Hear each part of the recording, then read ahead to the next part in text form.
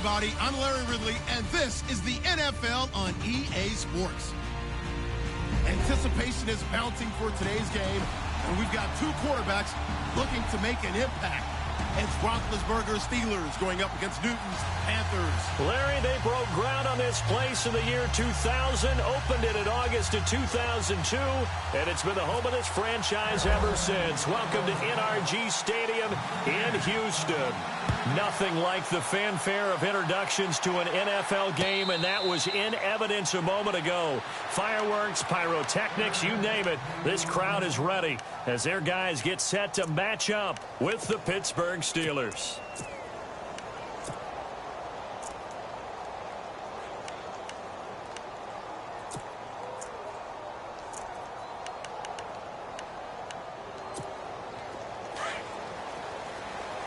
Possible run anticipation here as the D-line sandwiches together.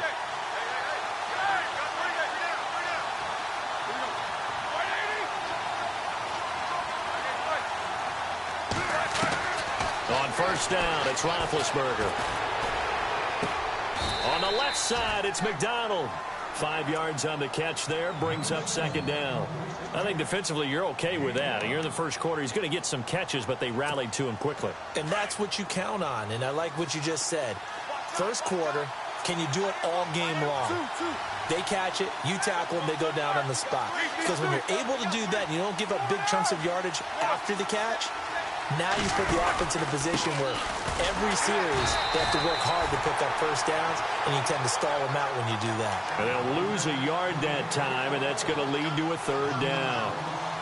Well, add that play to his resume reel because he went to the Pro Bowl last year. That's how you go to the Pro Bowl. You make plays like that, big-time penetration, and throw people for losses.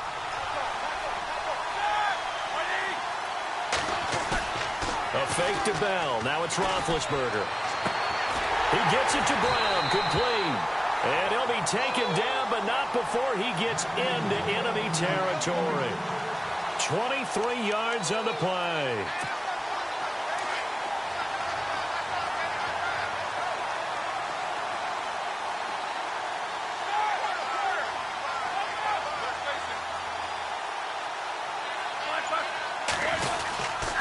Now a first down carry by Bell. Looking for a seam, but finding none. He'll get back to the line of scrimmage, and that's it.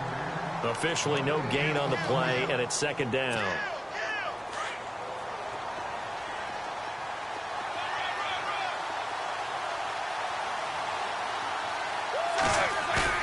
On second down, here's Roethlisberger. Now he'll escape to his right. Gets this one to Le'Veon Bell. And he gets this one all the way down inside the 15, just shy of the 10. And that one results in 35 yards. And now inside the red zone, the offense will operate.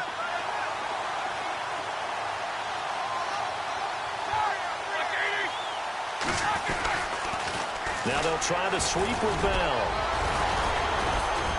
Showed some tough running, but they'll drop him at the 5-yard line. A solid run on first down. Gain of 7 leaves him with a 2nd and 3.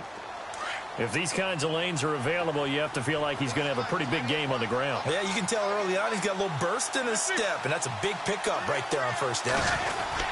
Again, it's Bell. Call it no gain that time as it's going to leave him with a 3rd and about 3 to go.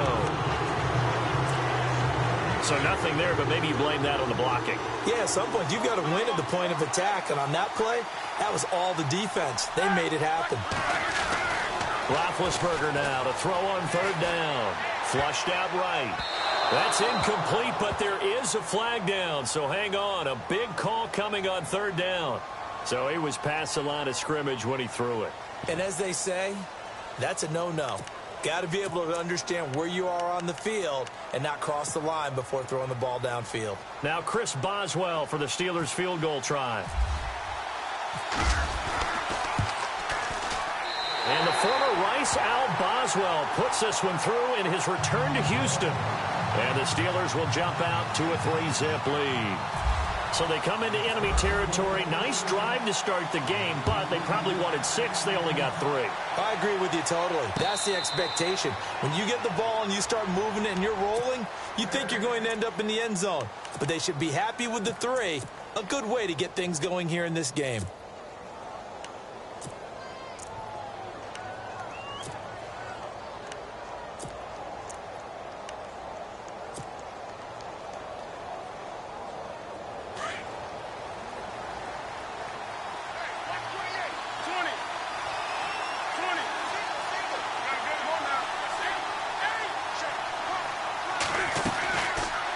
Cam's going to run the option right. And he'll be taken down, but not before he gets into enemy territory. A big-time gain there on the keeper, using his legs to hurt him. First down. So the run gets him the first, and now they operate with a fresh set of downs.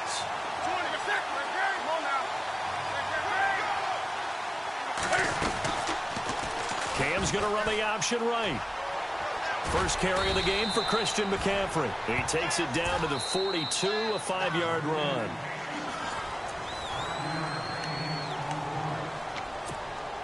Second down, and the offense needing 5 yards.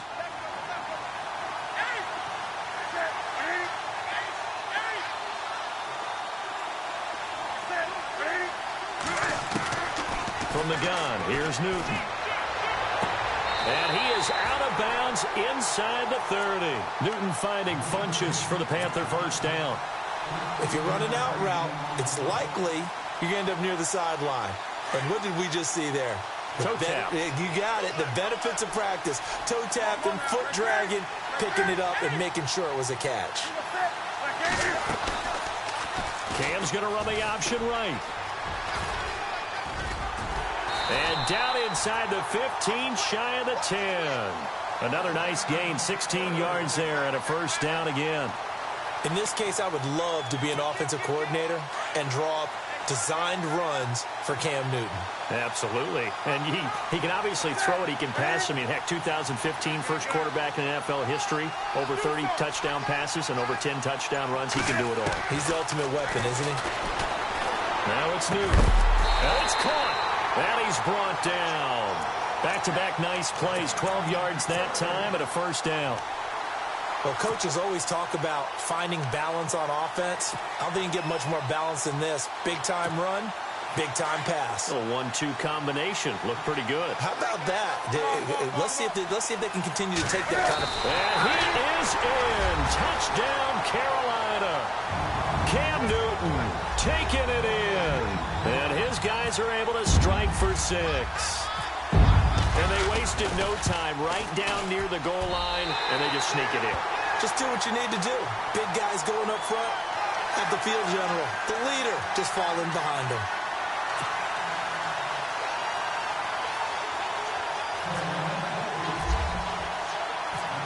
Gano out to kick this one away.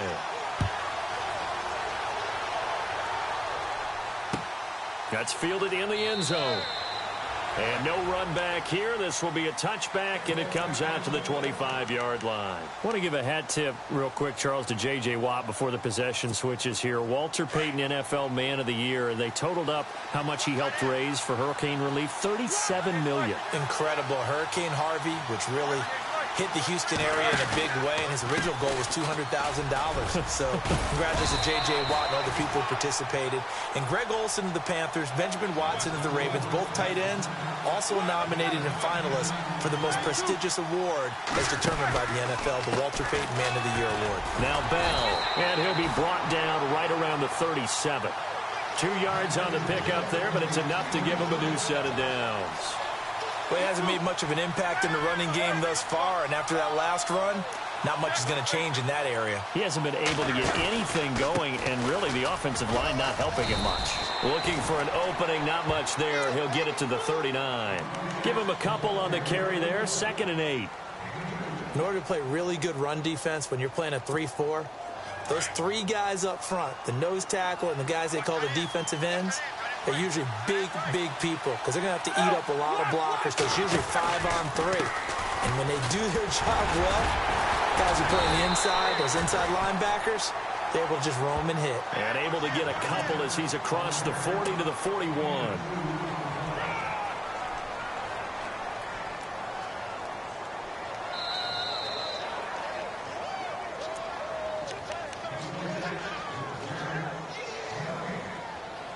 Two minutes to play here in the first half. We're back to Houston after this timeout.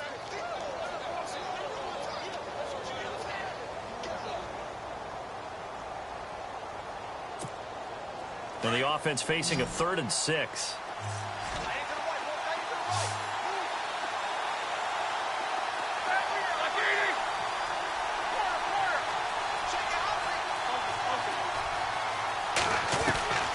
Out of the gun, it's Roethlisberger. Oh, he's got a man wide open, complete. A good pickup there at 22. There's no doubt about it. That's just one of the best connections in the league. Big Ben throwing it to Antonio Brown. And Antonio Brown has turned himself into such a player. A low-round draft pick, but you can't beat his determination or work ethic. And Big Ben welcomes that. And Big Ben won a Super Bowl at 23, youngest ever to do so, has never looked back. So nothing there. I don't know that that's all in the back, though. You got to look at blocking there, don't you? I would agree with that totally. At some point, they have to win at the point of attack. Instead, it was the defense getting it done again and holding them to no gain.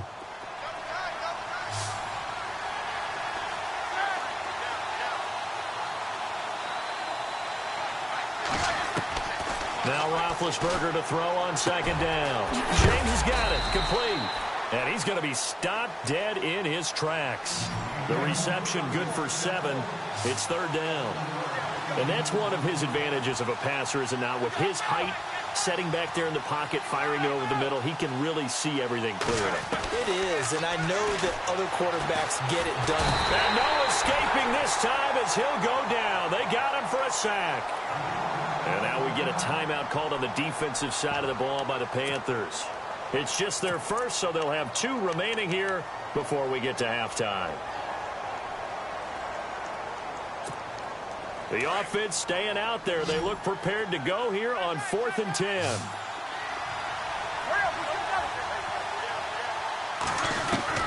They'll try and throw for him with Roethlisberger.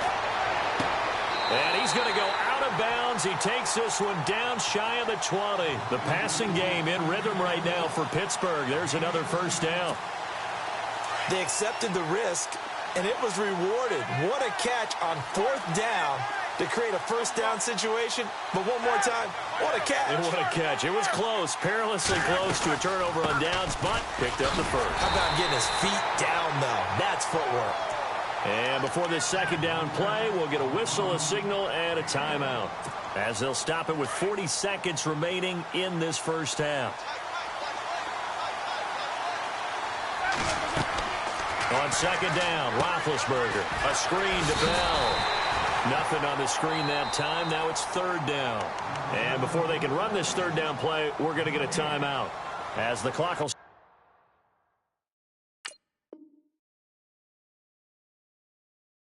with 34 seconds to go before halftime.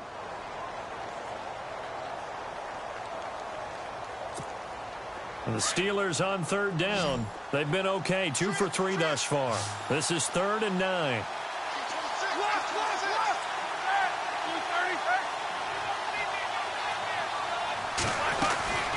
From the gun, it's Roethlisberger.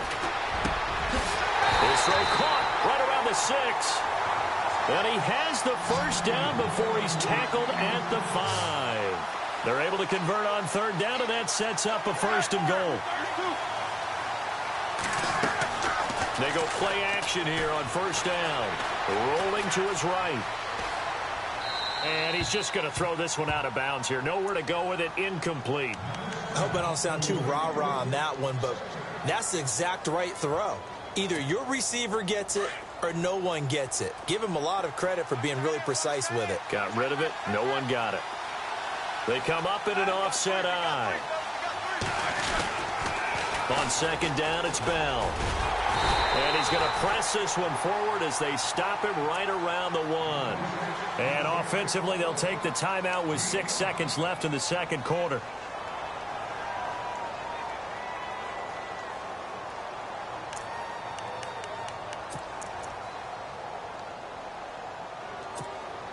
This offense so far on third down, they've been good. 3 for 4 thus far. They're looking at a 3rd and goal here.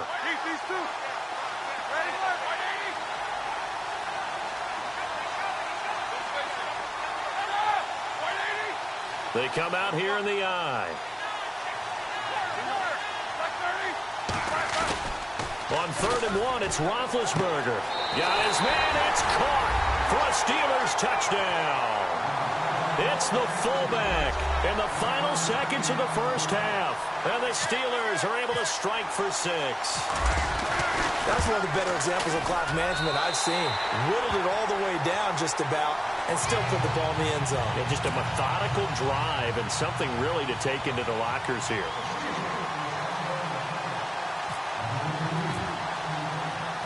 Boswell on now to kick this one away.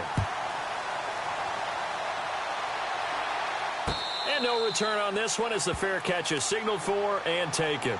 Before the offense changes hands here, let's look back at the Super Bowl February 5th. What a game. I know you were there calling it offensively, though. Impressive on both sides. It certainly was, and let's face it, if you're in Minnesota, it's cold outside, but you talk about the offenses, they heated up in a big way. And how about Nick Foles? The backup quarterback turned MVP, 373 yards, 3 touchdowns, and, of course, the big one receiving on the Philly special. Quite a story. As you and I were talking about off air, it was just a fluid game. Not a lot of penalties, just really clean play. Exactly the type of game the NFL needed for the audiences at home watching the game and, of course, people in attendance. A really well-played game. So both teams have their marching orders, and we'll get going again here in quarter number 3. Out come the Panthers. They'll have it first on offense in the 3rd quarter. They're down here, but very much in this game. What's the tonality of a coach's talk when a game is within striking distance like this at intermission? Typically, what they're doing is emphasizing the things that went well in the first half and wanting more of that. Sure, you've got to go over some of the errors and clean up some things because there's a reason you're down. But overall, I think they want to stay positive, stay up with this team. We're just starting the second half, and we've got the football. Let's go ahead and punch it in, and then we'll take it from there. See how that recipe works.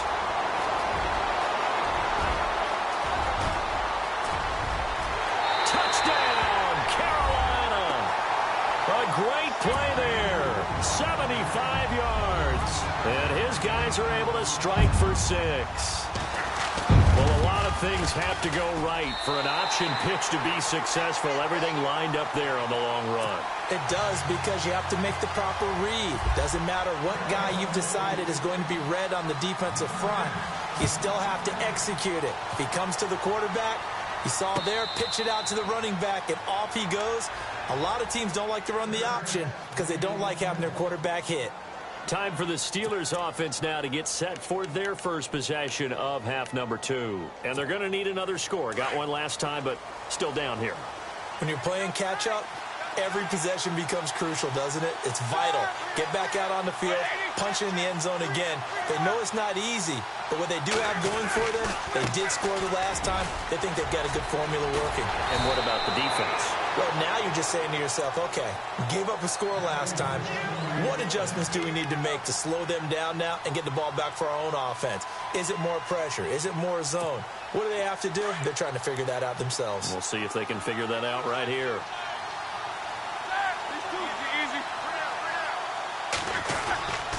And they'll keep it on the ground with Bell.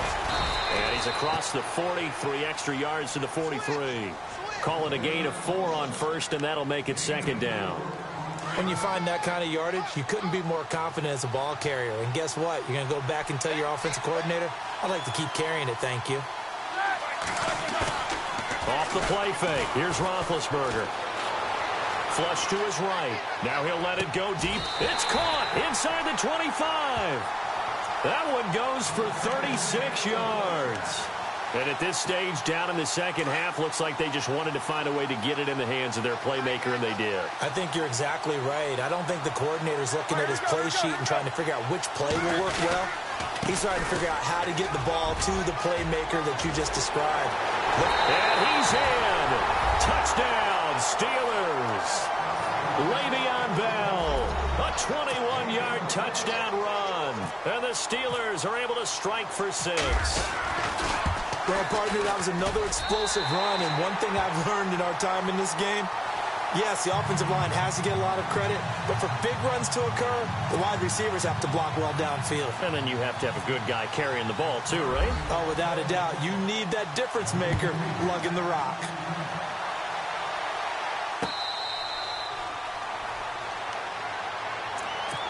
Carolina getting set to take the field. They had gotten the lead with the opening drive touchdown in the third quarter. Now they relinquish that lead back. Could be in for an interesting second half. It certainly appears that way, doesn't it? Almost turning into one of those pendulum games, right? Where it swings back and forth, and who's going to make the play that changes that maybe it puts it on one side and keeps it there. Cam's going to run the option right. And he held on to it, but he probably shouldn't have as they get him behind the line. That'll be a loss of 4 yards on the play. And it'll bring up a 2nd and 14.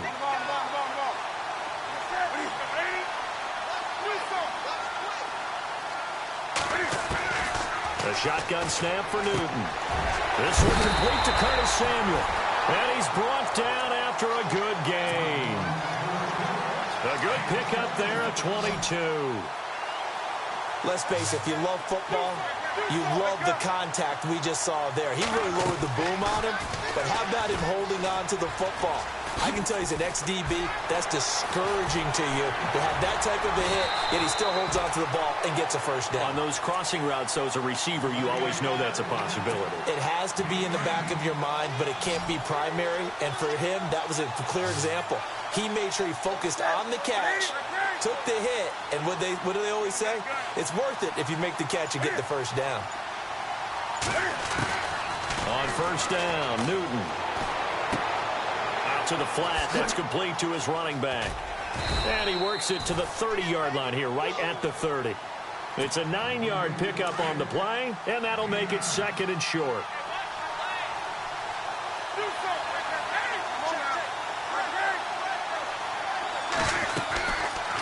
Now Cam, option left. On 2nd down, McCaffrey. A big hit. Knocked down sideways at the 22-yard line. 8 yards on the pickup there, and it moves the sticks.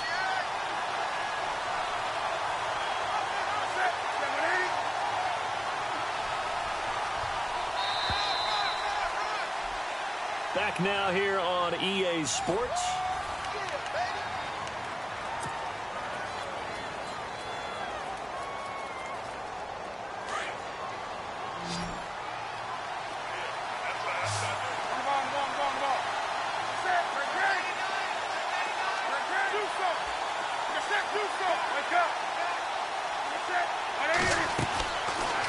Cam's going to run the option right. And he'll avoid the tackle there with a slide. He'll get 8 on the keeper there. It'll be 2nd and a couple. That's a strong pickup right there on first down. And as this drive goes on, we're seeing an offensive line and running game imposing its will. To throw on 2nd down is Newton. And he rifles one incomplete. He was looking for the connection with Devin Funchess. And it's 3rd and short. Now, not to get too overcritical there because he knows what he's doing, but his shoulders looked a little off kilter there when he threw that. I don't think you're being overly critical there. You're just analyzing it, and he gets those shoulders right. That pass will go from incomplete to complete. They'll try and pick it up in McCaffrey. And he'll take this into the end zone. Touchdown, Carolina. A great effort there. His 2nd touchdown of the afternoon. And the Panthers have taken the lead here in the 4th. And he's able to put it through.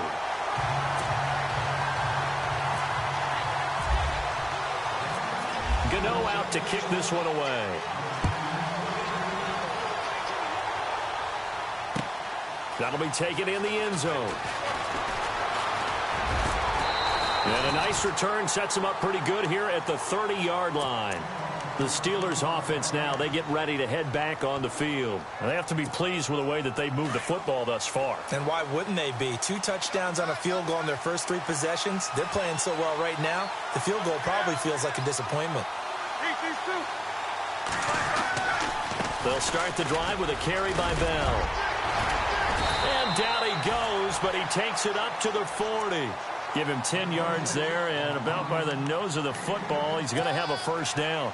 Well, partner, I know this type of running back. I mean, this size, this intensity usually gets better as the game goes on. I can just tell you from experience, the first few quarters, oh, you're eager. You come running up there, I'm going to tackle this guy. By the fourth quarter, you're coming up and thinking about it. And D-line wearing down fourth quarter. Yeah, that's not a guy they want to see consistently.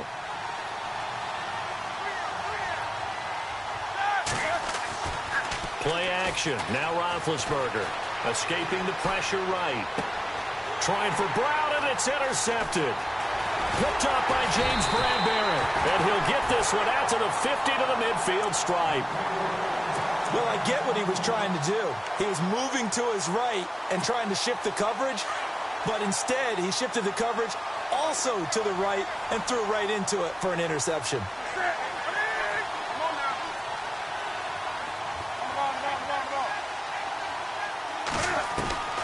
Now following the interception, here's Newton. Caught left side by Funchess.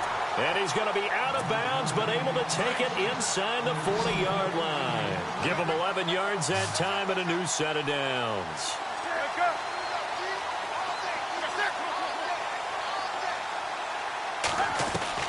On first down, it's Newton.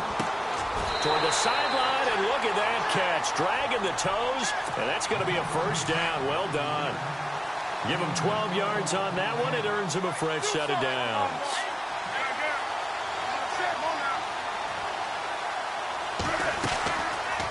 Cam's going to run the option right. And heavy contact. He is knocked down hard at the 24-yard line. 2 yards the gain on the keeper, and it's second down. The fourth quarter here, they've got the lead. They want to keep it on the ground. That's what they're doing. Smart football. Keep the clock grinding. Keep it going. But you got to figure now, they're going to see more people stacked up at the line of scrimmage as they try and bleed it out. And he is out of bounds, but not before taking this down to the 8. 17 yards is the pickup there for number 17. Defense showing blitz. They'll try to run with McCaffrey. And he's going to fight his way forward here for a modest gain. It'll be a 5-yard pickup there, and it will take us to the 2-minute warning. Time for a break. We'll come back, see what transpires after this.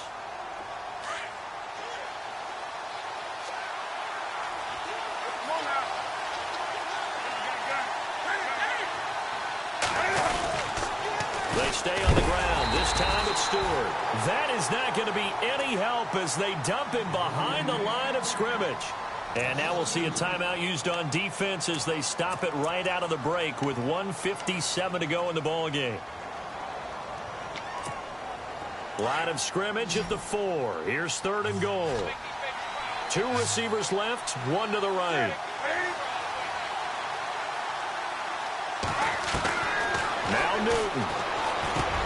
And this is caught. And that could seal it. It's a touchdown. Well, it'd be real easy to say that they are firmly in control right now, but I'm looking at your face and I'm thinking I've got to be careful with that. Well, it's a 2-score game. You're inside at 2 minutes. I think you can breathe relatively easily now. Yeah, you can, but still, you got to stay vigilant. Can't give up anything cheap and easy. That could put you in some jeopardy. Gano out to kick this one away.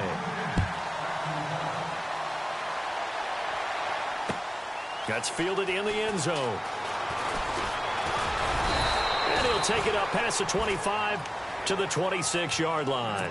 And Pittsburgh getting set to take the field.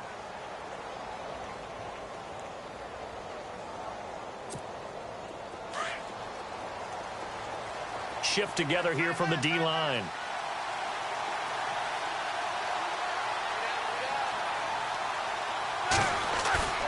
Trying to shake off the interception from the last drive. He'll look to throw.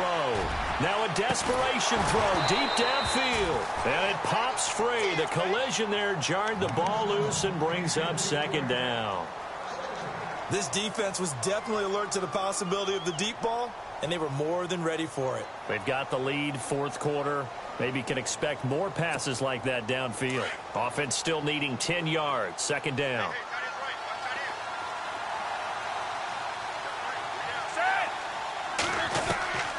From the shotgun, it's Roethlisberger.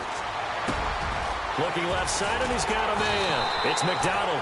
And they're able to get this one across the 35. 12 yards that time, and a Pittsburgh first.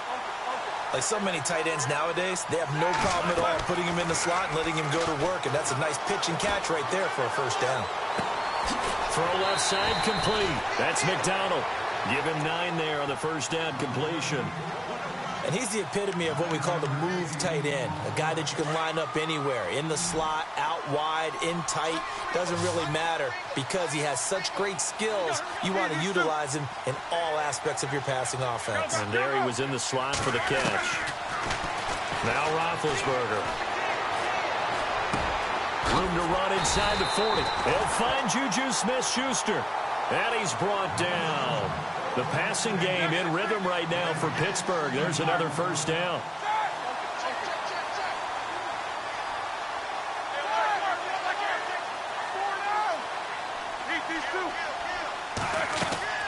Now a play fake here on first down. Wide open receiver complete.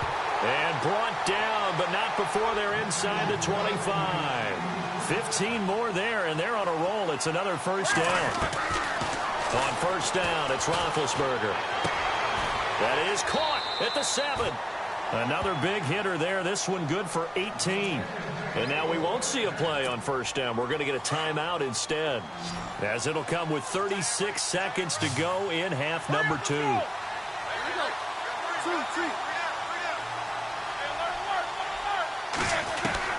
Ben to throw again.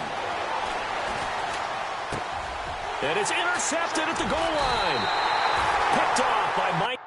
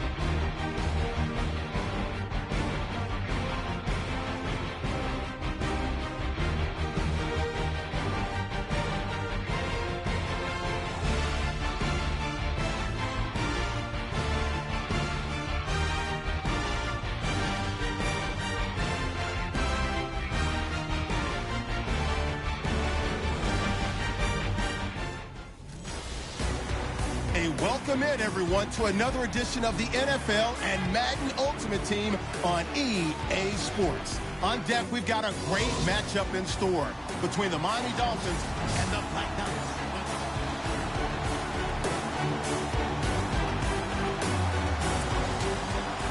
Caleb Sturgis now to do the honors and get us started. And off we go in Madden Ultimate Team. This is taken at the 3. And not a bad return here. He gets it out to the 25-yard line.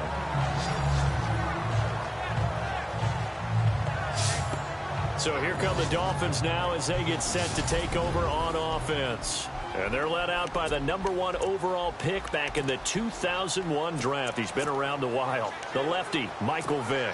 Early in his career, all we focused on with Michael Vick was his athleticism because he made some eye-popping plays along the way. Now, as a veteran, he understands better how to manage the game and really has a great work ethic about wanting to be an NFL quarterback.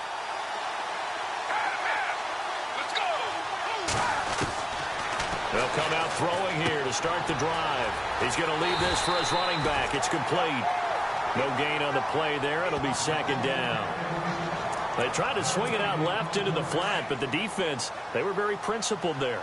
It felt very West Coast offense, didn't it? You know their expression, right?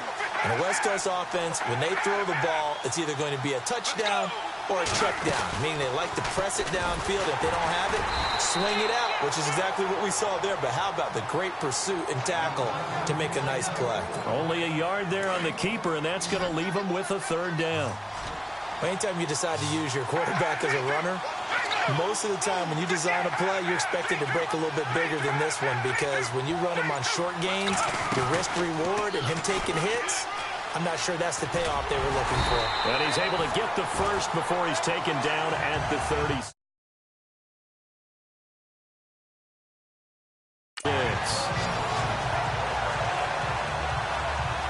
Well, one unit I know you want to watch is that offensive line. If they keep clearing holes like that, it could be a long night defensively. No doubt about it, because when they are in sync, as we're seeing so far, where that continuity is there, and you can see that they're playing off of each other while controlling the defensive front linebackers, you're exactly right. It could be a very long night for the defense because someone's going to run for some big yardage. And he'll grab a gain of 5 out of this up to the 41-yard line. He was trying to get it to the Hall of Famer Barry Sanders there. And that'll bring up second down.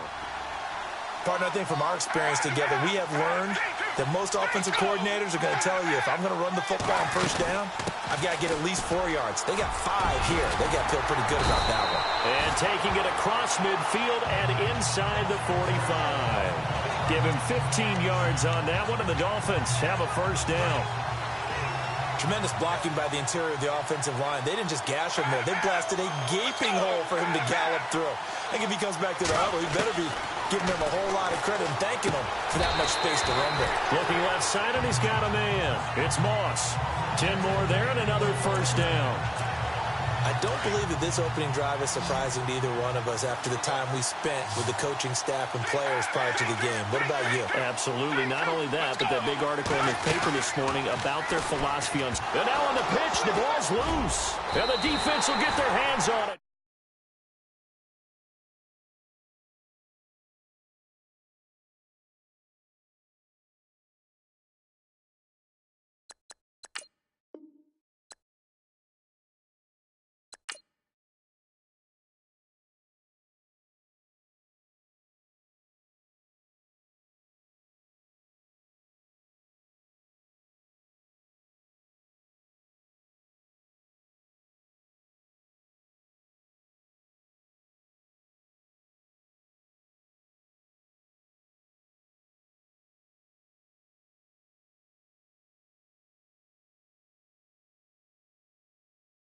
Going the other way. He had the option there, decided to keep it, exposed himself and fumbled it. Yeah, and you worry about the hits he's going to take in that situation. In this case, not only does he take the hit, he coughs the ball up, as you noted.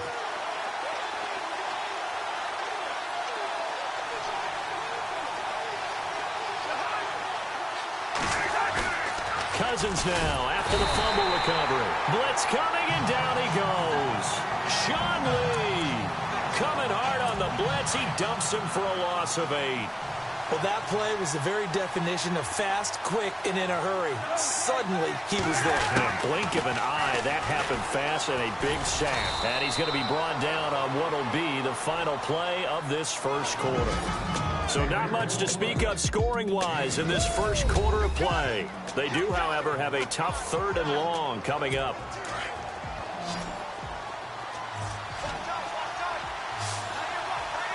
And some changes here as the D-line separates some. Defense shows blitz. Cousins. And that is incomplete.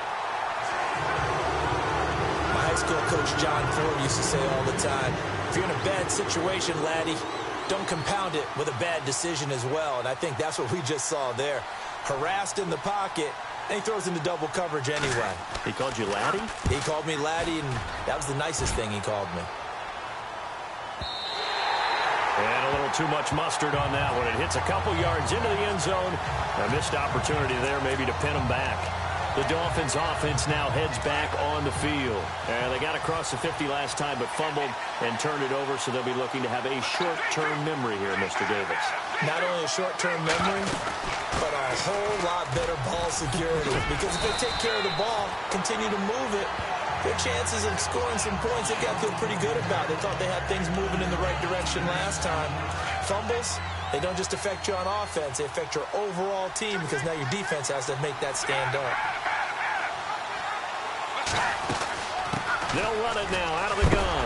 And he'll be knocked down sideways, right around the 31. Just 4 yards on the pickup, but that's good enough to extend the drive. So many teams want to throw the ball in this situation nowadays, but I love watching a team that has enough confidence to go ahead and run the football. In that situation, it's almost a tendency breaker. Now on first down, he'll drop to throw it. He rifles one that's intercepted. Picked off by Super Bowl 49 hero Malcolm Butler. Now the Dolphins are going to...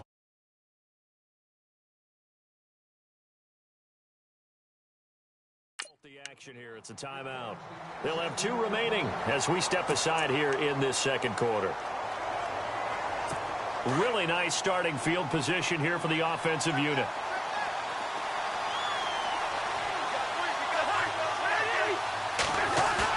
Following the interception, Cousins letting one go. And this is going to be intercepted.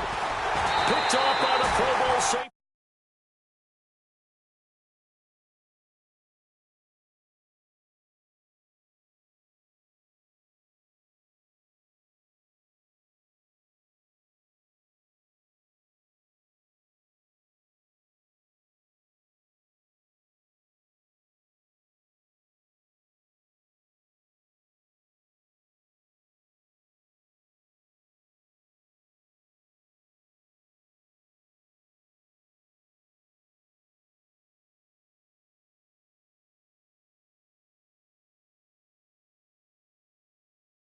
Cam Chancellor.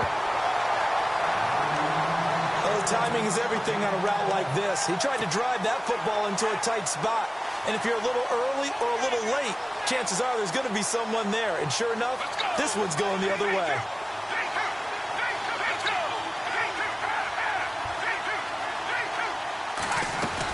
And they'll run with LT to begin the drive. Gets this to the 24 for a gain of 4. Well, if the coaching staff's doing a good job upstairs, they'll file away what they just saw from the defense right there. They sold out to stop that running play. I'd say keep that in mind. They want to try that again. Go play action, hit them over the top. 2 minutes remain in a scoreless first half. We're back to Houston after this timeout.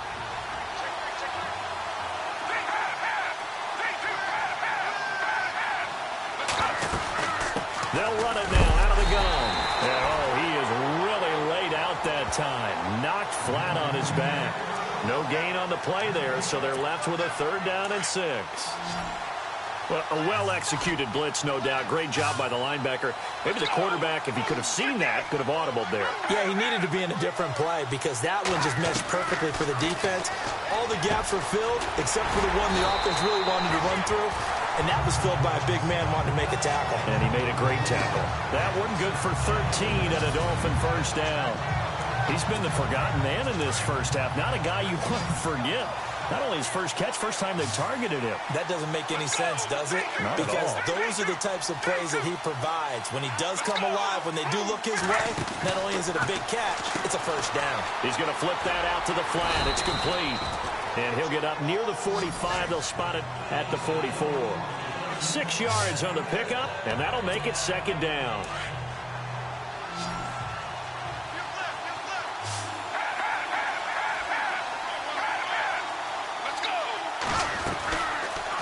They'll go up. Nowhere to go here. He lost the football. Through an opening, and there he goes. Touchdown.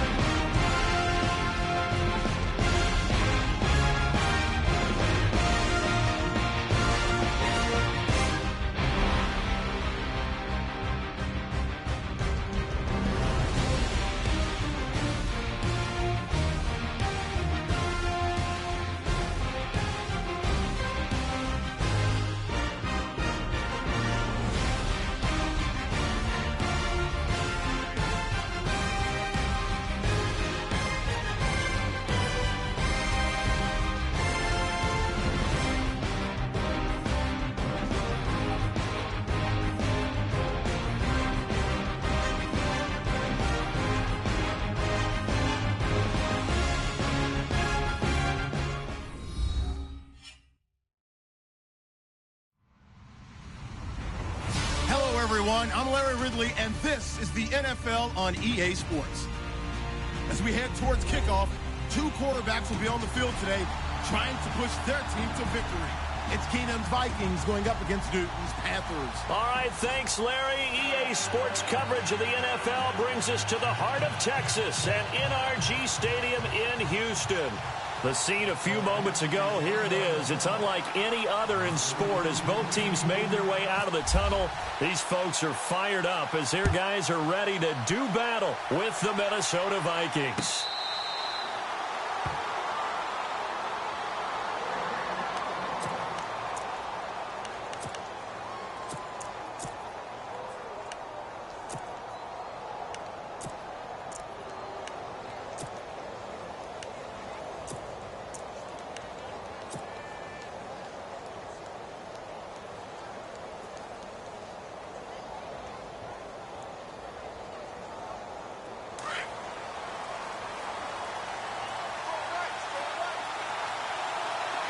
Looks like the defense in press coverage here. Now Cam, option left. And he will lose yardage here back at the 23-yard line. It's a loss of 2 there, bringing up second down. Well, that's the big drawback to this play. Even if somehow the quarterback pitches it, he's not immune to the big hit. In this case, he kept it and absorbed it anyway.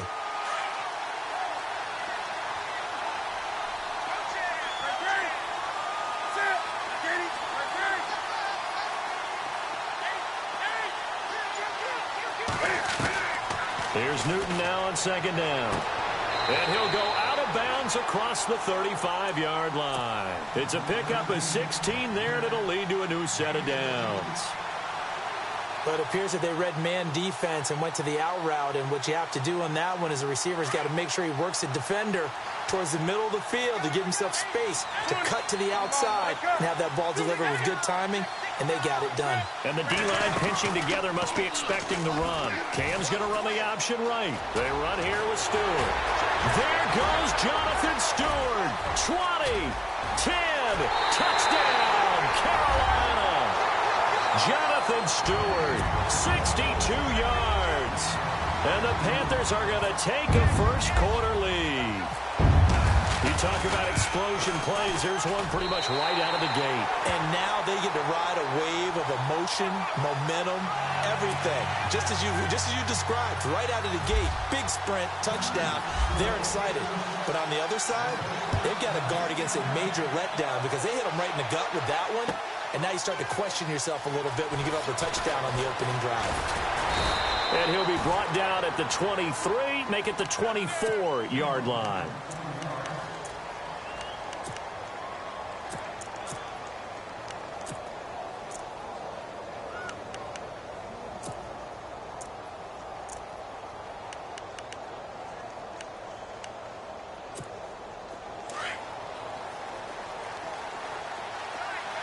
So the D-line's going to spread out. All right, now look at 56. All right, now look at 56. Now the first carry for Dalvin Cook. And he'll go down right at the 30-yard line.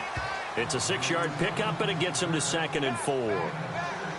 Let's talk a little football 101 here because one of the keys to advancing the ball downfield, success on first down. Huge difference, as we know, between 2nd and 4 and 2nd and 8 and 9.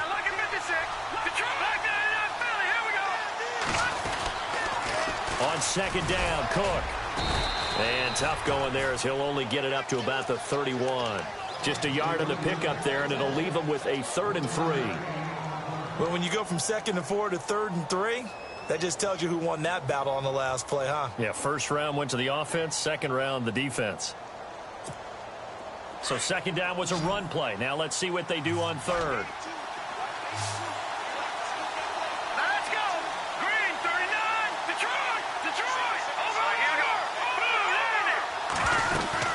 They'll run it. Here's Cook. And he'll be limited to a short gain up to about the 34-yard line. 3 yards won't be enough here as that'll bring up 4th down. 4th and short, partner. I mean, this would be a really risky call. Here we are in the first quarter. On your own side of the field. Own side of the field. But, boy, what a tone setter that would be to go for it and get it, wouldn't it? You're gritty today. I like it. I'm feeling it. So in their own territory, but they only need a few inches, so they're going to opt to go for this thing. We'll see. Maybe a surprise pass or run. What will they do? We're about to find out. 4th down. They'll run for it. Cook. And he's able to get the first before he's taken down at the 36. Give him 2 yards on that play, and they're able to convert here on 4th and inches.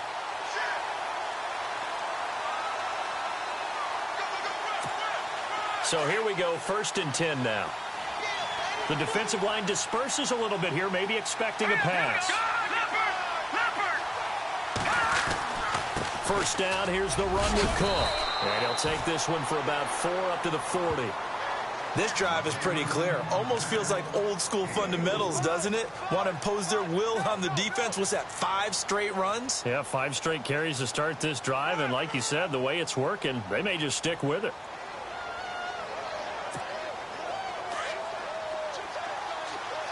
Possible run anticipation here as the D-line sandwiches together. They'll try the air now with Keenum.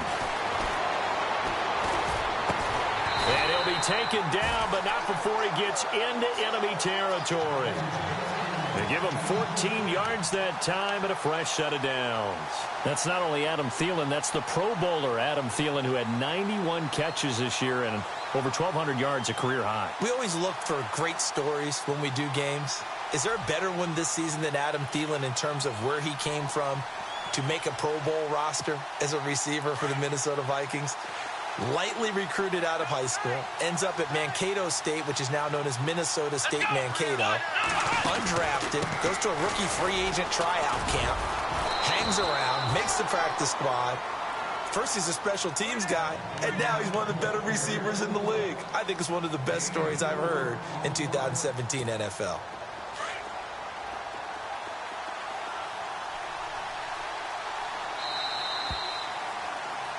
Back now with Charles Davis. I'm Brandon Gaudin. Second quarter begins with the Vikings holding the football.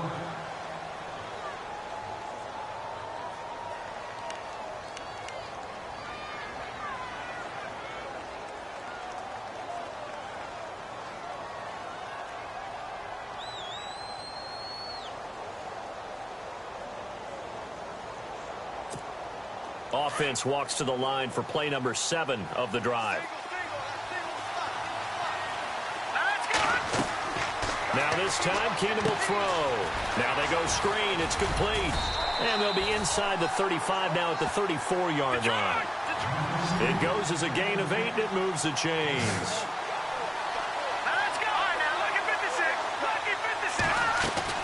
On 1st down, Keenum. Eluding the pressure right. Finding his safety valve here. That's complete.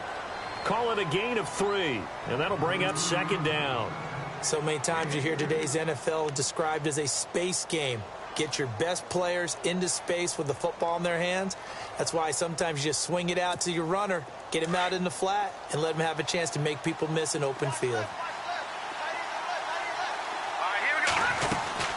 Back to the ground, Cook. And he went nowhere. Well, he went backwards. Back to the 33. It's a loss of 2, now 3rd down.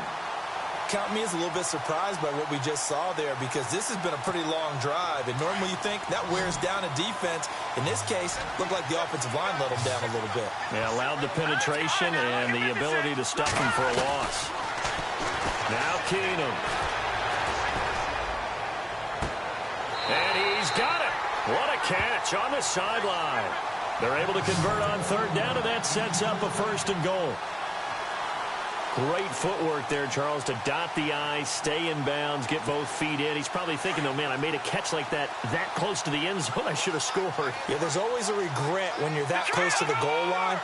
But let's go back to what you talked about before. Getting his feet down. Would you say dotting the I? I can cross the T as well. That was excellent footwork to get in bounds and make a great catch. He'll get 2 out of that run, and it's going to bring up a 2nd and goal. Looking at this now, you got a couple more cracks here. This close, sneak it. I don't think you even go into a huddle. Just line up, snap it, and fall in behind those guys into the end zone. They're held again, and do we have a goal line stand brewing? It's 3rd and goal.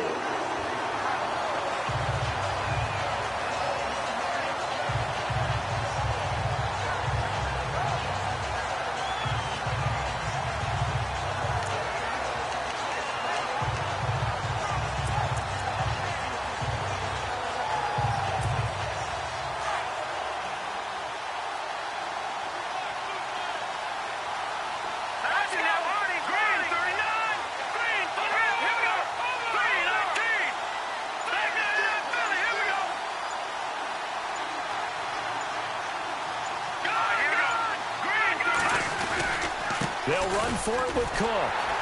And this one will wind up with him losing yardage back to the 4-yard line. It's a loss of a full 3 yards, and it brings up 4th down.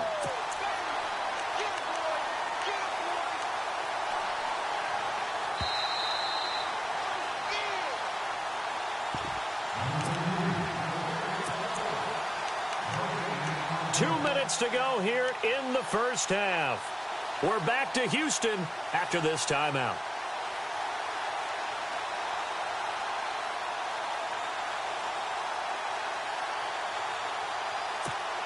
They converted once earlier on this opening drive, but now comes a big test. 4th and goal.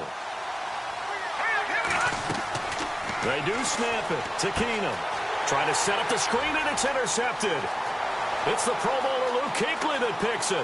He's at the 50, the 30, past the 20. And he will bring this one back. It's a pick 6 for a Panther touchdown.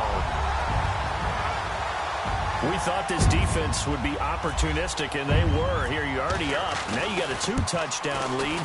I tell you, going out there on defense, did they have a little bit of extra momentum with a score already on the board? Oh, without a doubt. That already felt good to them. They took it and used it and obviously put up another one. But here's the thing now.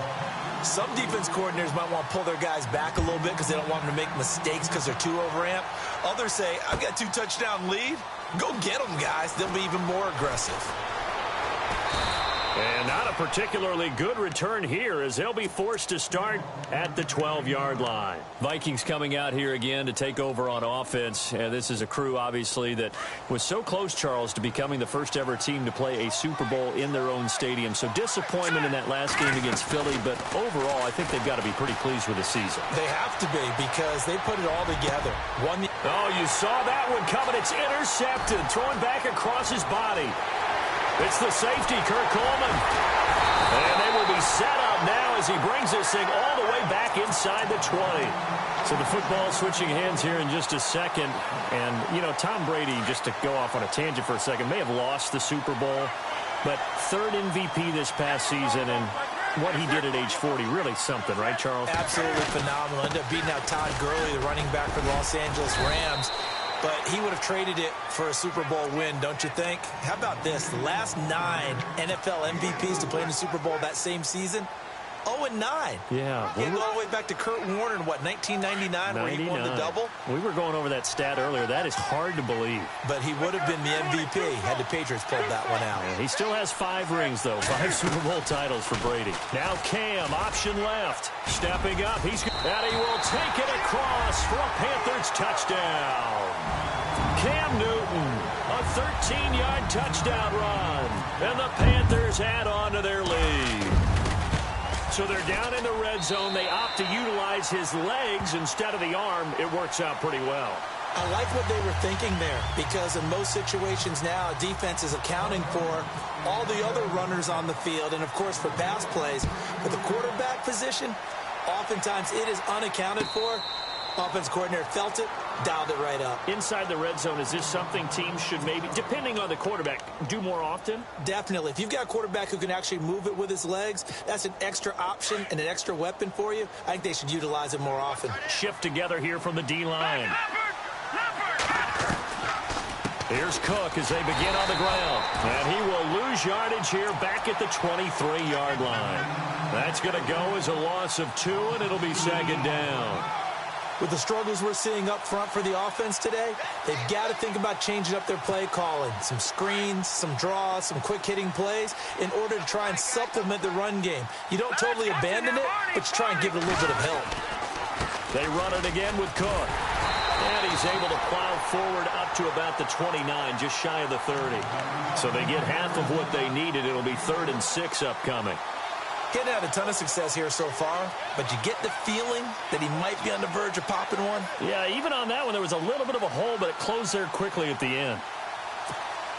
The Vikings on 3rd down, just 1 for 3 thus far. This will be 3rd and 6. Now the Georgia Southern man, this is Jerick McKinnon. And he will lose yardage and be backed up to the 24. And now we get a timeout called on the defensive side of the ball by the Panthers. It's just their first, so they'll have 2 remaining here before we get to halftime. So on 4th down, here's Ryan Quigley now to kick this one away. Back deep is Kalen Clay. And now a high kick here as he'll try to hang it up there. Fair catch taken just inside the 40-yard line. They'll call that a 33-yard punt with no return. And control of the football switching hands with very little time remaining until the half. Before the possession switches here, I had written down that I wanted to talk about some of the awards this past season in the NFL. We know Brady was the MVP, but Todd Gurley, Offensive Player of the Year. How about that for a bounce back? Many were questioning whether he'd had a sophomore slump the season before. Didn't even get to 1,000 yards. Was a dominant force in 2017. How about his teammate Aaron Donald on the defensive side? He took home Defensive Player of the Year award. Yeah, very impressive. They had both sides of the ball. Sean McVay deserving, I think you would agree, of Coach of the Year. Yeah, definitely. I mean, what he did for the Rams when they went from last in the league in scoring to leading the league in scoring and winning a division title. And how about the New Orleans Saints? Rookie of the Year, offense and defense. Alvin Kamara on offense, Marshawn Lattimore on defense. The slot man in motion right.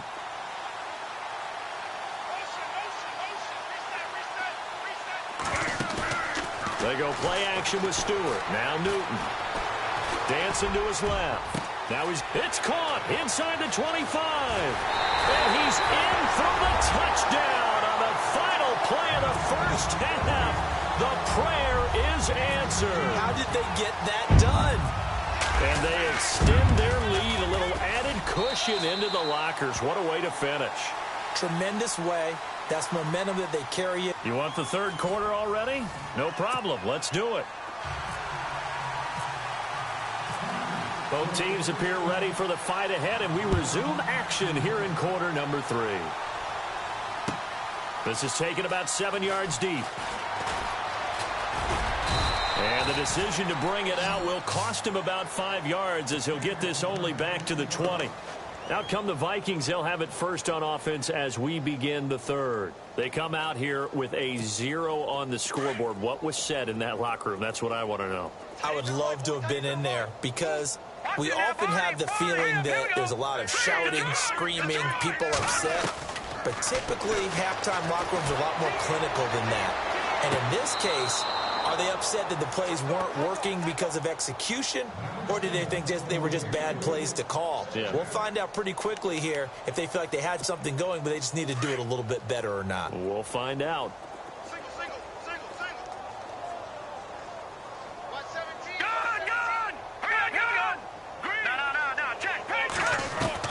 On 2nd and 10, Keenum.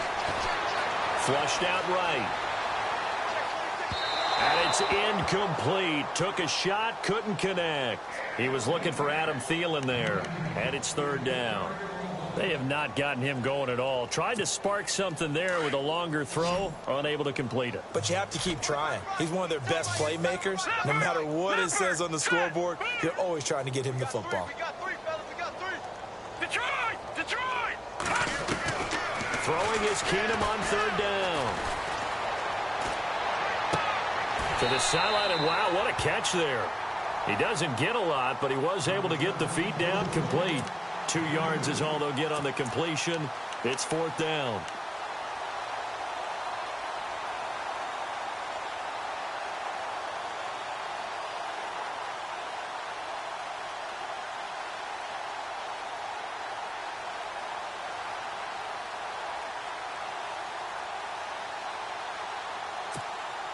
So here we go. The offense is going to stay out there. They're going for it on 4th and 8. No. Check. Patriot. They will go for it. It's Keenum. Got a man. It's right. It's a gain of 21 that time. And it'll be 1st down Vikings. And that's what you've got your tough little slot receiver for, isn't it? Right there, those 4th down conversions in the middle of the field. He knows that's where he has to make his living, and that's where he has to make plays to help his team. And no one is asking him to do anything more or less than do exactly what we saw there. Throw left side on target to Thielen. 7 yards, the pickup on the pitch and catch. When you see zone defense and you know you've got a drag route on as your primary call, you've got to be really careful as a passer about how far you let your guy go because he might wander into some tough coverage. And the D-line pinching together must be expecting the run. They'll run it now out of the gun. And that play will go nowhere. Losing yardage back near midfield at the 49. They'll lose a yard, and it brings up third. Luke Kuechly combines speed, intelligence, toughness, puts it all together. It makes plays like one we just saw there. He may not be a big-time blitzer, but, boy, he knows how to pursue straight ahead and make plays in the run game. It's a pickup of 6 and good enough to move the chains. And, Brandon, from our time in college football, where receivers weren't running the traditional NFL route tree, one thing they did learn, find open areas, find soft spots, and set up and catch the ball. And I think we just saw that there. Yeah, we saw that indeed, picking up the first. Throwing now is Keenum. Flush to his right. Complete to right. And brought down, but able to get it to their 30-yard line. And 15 yards there on the catch and run. Sometimes it's designed, and sometimes you just have to know when to leave the pocket and move and make something happen. And on that play, he was able to get on the run and was still accurate throwing the football. On 1st and 10, here's Keenum. Oh, it's a screen pass. That's complete. And he will lose yardage back to the 34-yard line. It's a loss of 4 there, bringing up 2nd down.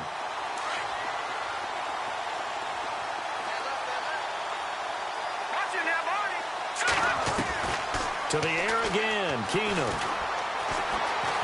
Escaping the pressure right. And he's going to be intercepted a 3rd time. It's Shaq Thompson here with a pick. And a big turnover there.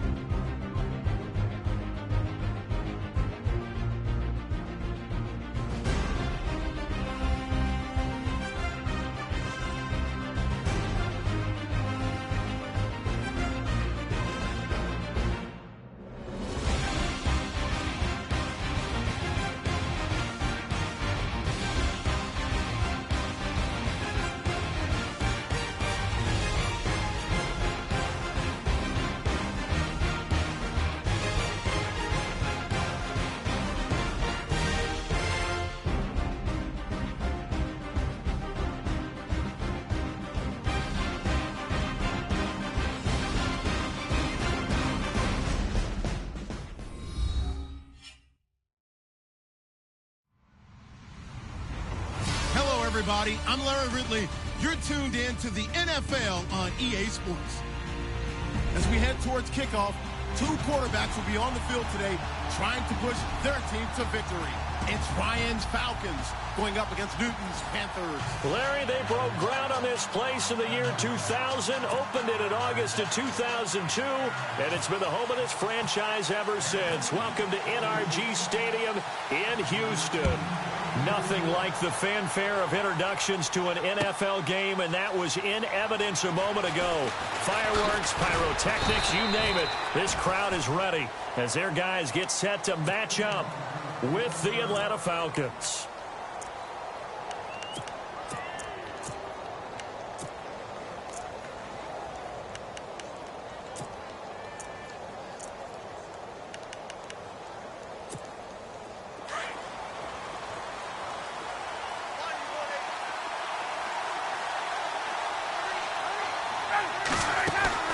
They go play action here on first down.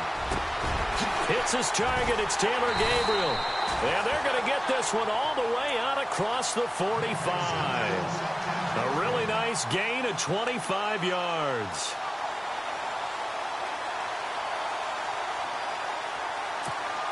Well, the offense lining up 1st and 10. Possible run anticipation here as the D-line sandwiches together. Ryan. Caught on the right side by Jones. 11 yards for number 11. And that's the connection, Ryan to Jones, that this defense obviously has to key in on. Certainly feels like they got the party started with that one, doesn't it? And when those two get in sync, it just scares the heck out of defenses because he can hit Julio Jones in a short zone, and he can take it the whole way. They'll run for the first time with Devontae Freeman. Back-to-back nice gains. That one for 14 yards and another first. Let's just go ahead and state the obvious. You're going to want a big game out of that guy. Big-time run to get things started. But even more important, coming in on the road, trying to silence the crowd, take them out of it a little bit, slow down the emotions of the game, and get yourselves under control and feel like, yeah, we're going to be okay on the road. 2 yards on the pickup there. It'll be 2nd and 8.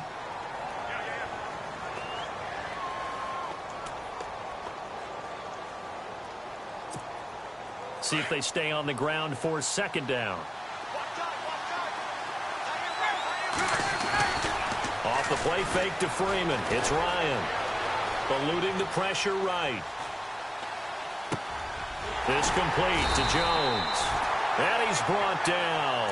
A phrase we said a lot last year. Ryan to Jones for a Falcon first down.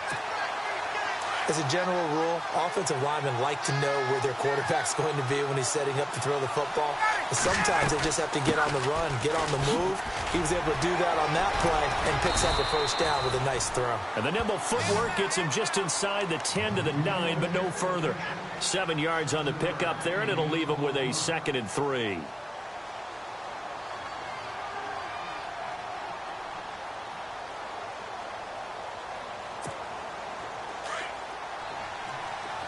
Looking to jam the receivers at the line here. Press coverage look defensively. On 2nd down, Freeman. And a nice move will yield nothing as he's stopped behind the line. And they'll lose a yard that time, and that's going to lead to a 3rd down. Every year I go to the combine and marvel at the speeds that linebackers are running nowadays. They run like DBs. And let's face it, they know how to finish plays too. Eyes up, head up, run right through them. And he's not even going to get back to the line of scrimmage. That'll make it 4th down after a loss of 1. I think there's one element that just keeps increasing on defense in the NFL, and that's speed. They want it at every position, and we just saw there some linebackers can go sideline to sideline, run past that trash, go past people, and make tackles near the sidelines. And not only near the sideline, but also in the backfield there for the loss. So it's our visitors who make the first dent in the scoreboard as they get 3 here on the initial drive of the ball game. Yeah, it's hard to say who actually won that opening drive. On the one hand, anytime you can come in as a road team and get an early lead, you're going to be thrilled. But at the same time, to have the ball as deep in enemy territory as they did and come away with only 3, that's got to be a little bit of a disappointment.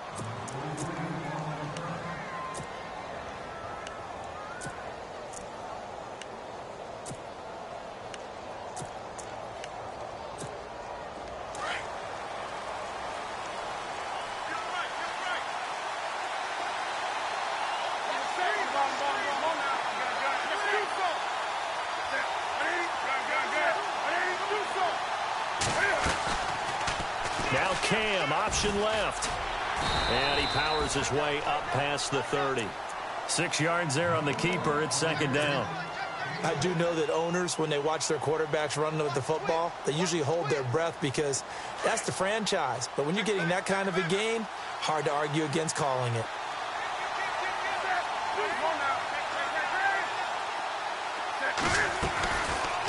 Now Cam, option left. Stepping up, he's going to keep it. They'll run with McCaffrey. 5 yards is the pickup there as that extends this drive. Offensive linemen love creating space for their guys carrying the ball, but when that guy also breaks tackles and creates extra yardage, they almost feel like he's one of them, and they really embrace him. With my good friend Charles Davis, Brandon Gaudin with you. It's the Panthers in position. Offense comes to the line now, 1st and 10.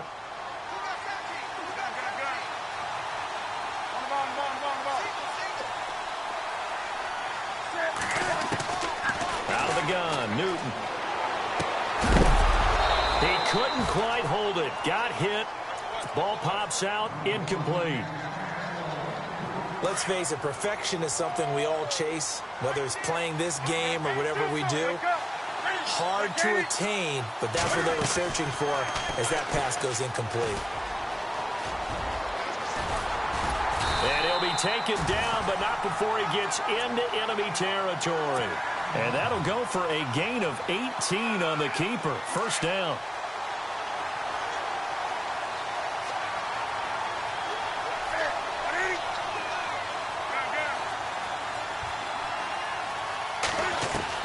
On 1st down, it's Newton. This one complete to Curtis Samuel.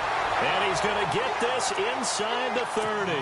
17 more yards on that one as they keep the drive rolling.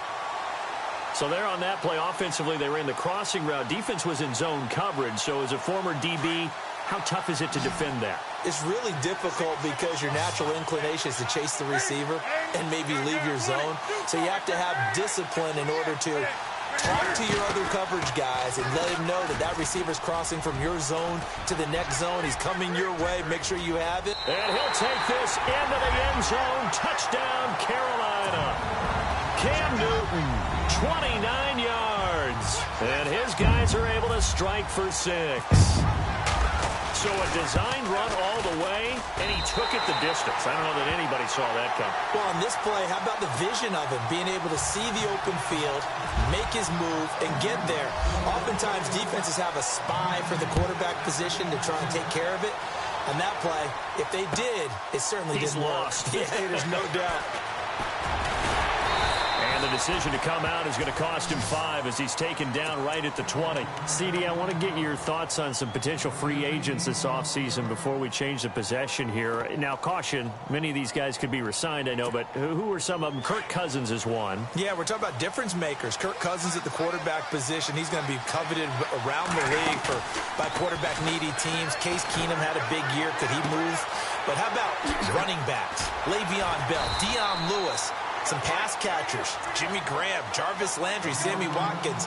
And about the guy who goes and gets quarterbacks, DeMarcus Lawrence had a monster year for Dallas last season. Yeah, a lot of big names that could be out there as free agents.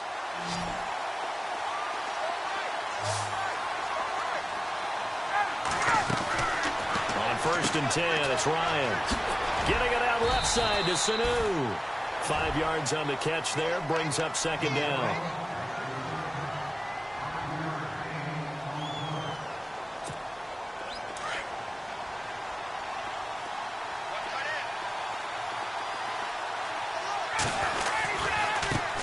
On the handoff, it's Freeman. And he'll be brought down, losing yardage back at the 40. They'll lose a yard, and it brings up 3rd. Partner, you mind if I take off this headset and put on a coaching headset? You want to get this running game going? I want to get this running game going. I'm going down there and saying, gentlemen, we have got to run the football. We've got to get it going right now. Yeah, to this point in the 2nd quarter, it has been a struggle. 2 minutes remain here in the 1st half. We're back to Houston after this timeout. On 3rd down, Ryan. And And this is going to be incomplete. The effort's always going to be there. Everyone's always going to try and make a catch, but underthrown balls, I think, are the toughest ones to come back and get because usually your momentum's going in the opposite direction when you're trying to stop, break, and come back and get it. On fourth down, here's Matt Bosher on to punt.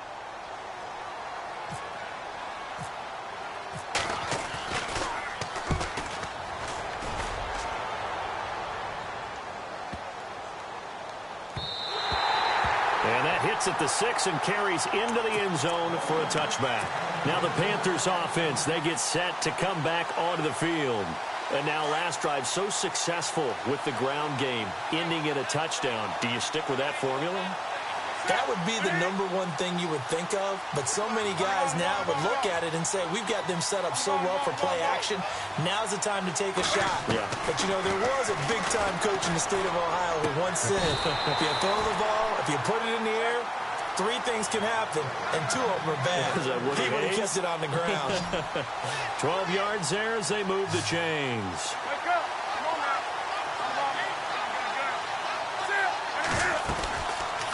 Now Cam, option left. Stepping up, he'll try and run. And avoids the contact by sliding. A really nice effort that time. 12 yards on the keeper, picking up the first.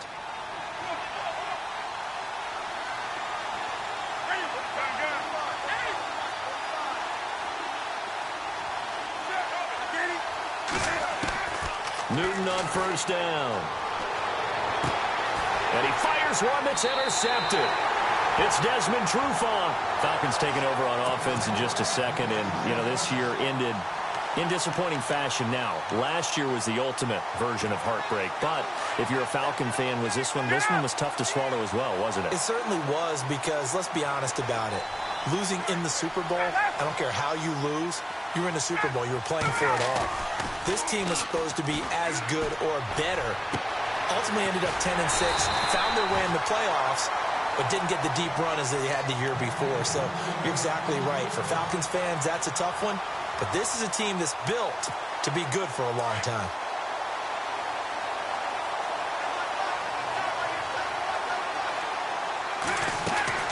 On first down, Ryan. Toward the right sideline, but it's incomplete. The Pro Bowl wideout Julio Jones, his intended receiver. And it's second down. Had the right idea there, trying to throw it to the sideline, but he led him just a little bit too much, trying to get it out to his receiver.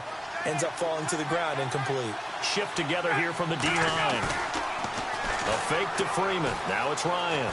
Flushed out right. Now he's going to let it go. And I think that one might have been intercepted, but he will be ruled out of bounds. So this will go only as incomplete. He was trying to hit Taylor Gabriel that time. And it'll bring up third down.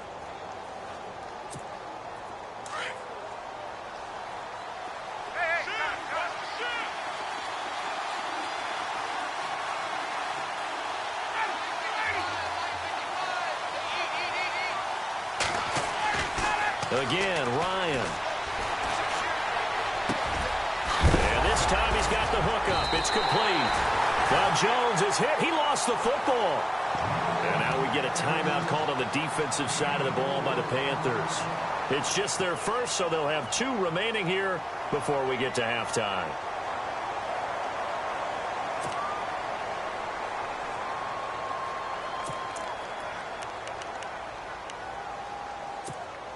Looks like Ryan's going to stay out there. Indeed, they're going to try for this on fourth down. They'll try and throw for it with Ryan. And that is incomplete. Down to 15 seconds now. Boy, it looked like he had it and dropped it. And the Panthers will get the football back. Here's the Carolina offense as they get ready to take over here. And with time quickly fading here in the second quarter, not sure how aggressively, offensively they want to play this. I think we'll find out just how much they trust their guys in this situation if they decide to take a shot. And he will lose yardage and be backed up to the 24. Now before this second down play, we'll get whistles and a timeout as they stop it with 11 seconds remaining in this first half.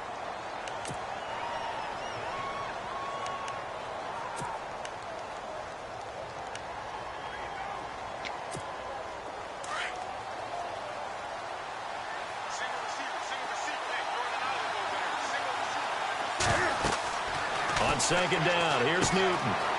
They'll set up the screen to McCaffrey, and they're able to get this one across the 35.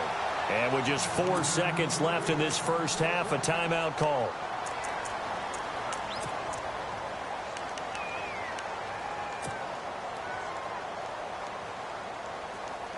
And you see the clock almost empty, so this is likely the last play in the second quarter. Slot man moves right.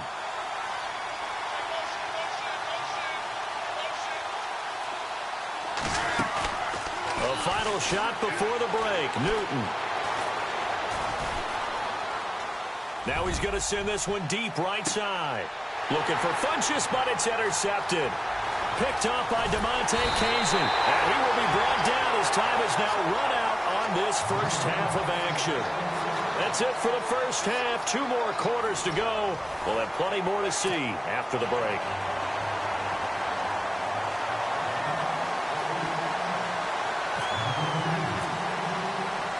So both teams have their marching orders, and we'll get going again here in quarter number 3.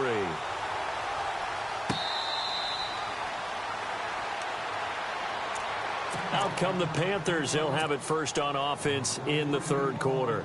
We have not seen much on offense from either side. These last few drives, it has been a struggle, hasn't it?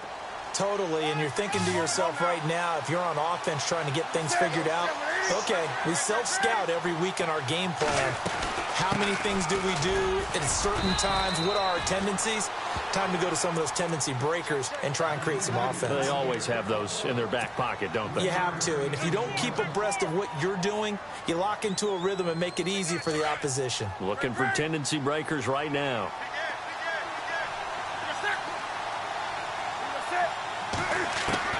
To throw on second down is Newton. And he slings one that's incomplete. Timing's crucial in any route thrown, but when you throw an out, so many things are going through the mind of the receiver. Catching the ball, timing it up with the quarterback. Are my feet going to get down inbounds? On that play, all those things going through his head might have caused him to drop it. Newton to throw. That's complete to Whitaker. It's a gain of 6 on the play, and it'll be 4th down. A short gain that doesn't get them the first down brings up a 4th down situation. Really nice job defensively. They knew where the sticks were. They got the stop before it. And how about this one now? In their own territory, a gutsy call. They're going to go for this on 4th and a yard.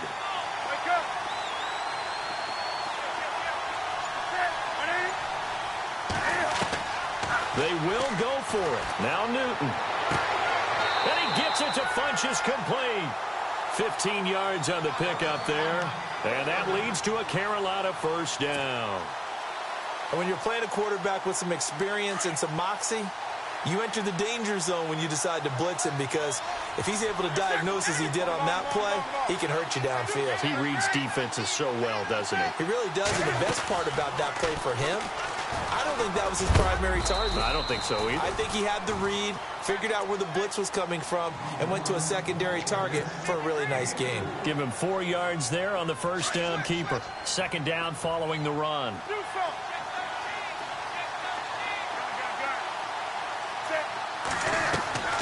From the gun, here's Newton.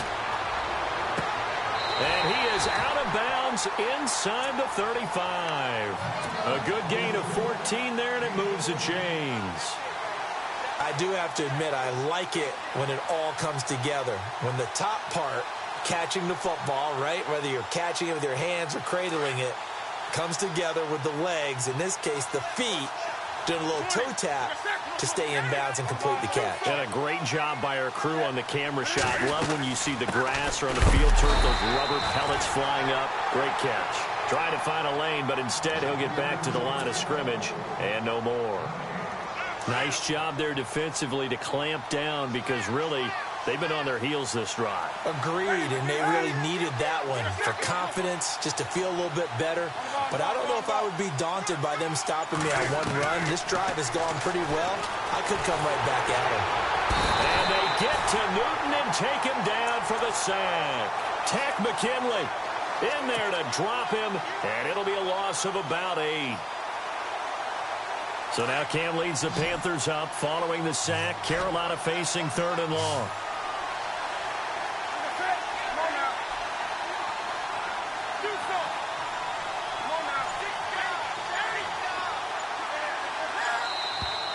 Now flags will come in. I think this one's going to be on the defense for jumping. So they got him coming up from his linebacker spot. And sometimes the position designation really doesn't matter. If you creep up to the line of scrimmage, you just have to look for the football. Make sure it moves before you do. 9th play of the drive coming up, and certainly not an easy one on 3rd and long.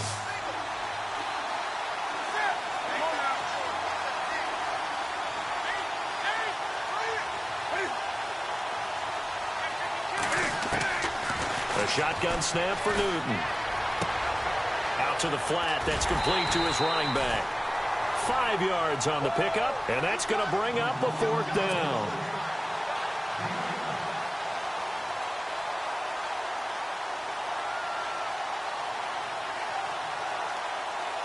So now off goes Newton, and on comes the kicker, Graham Gano. This is a 49-yard attempt, right hash.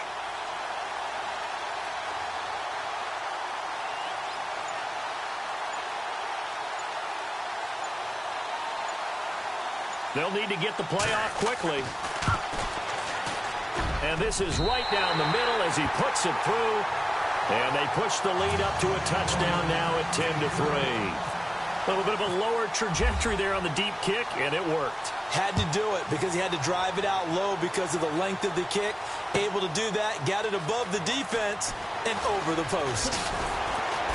And the decision to bring it out will cost him about 5 yards as he'll get this only back to the 20. So we get set to start this 3rd quarter. Here's the Falcons offense now. And on the last drive, they were in field goal range. They just opted not to kick it, didn't get it. How does that change the mentality this go-around? I don't think it changes much for the head coach because this is what he preaches all the time. Attack at all times in any spot on the field, and he likes touchdowns, not field goals. Now, your field goal kicker, you got to make sure you nurse him. And that's caught inside the 30. Back now here on EA Sports. It's the Falcons. They'll have the football, but trailing on the scoreboard as we get set to begin the 4th.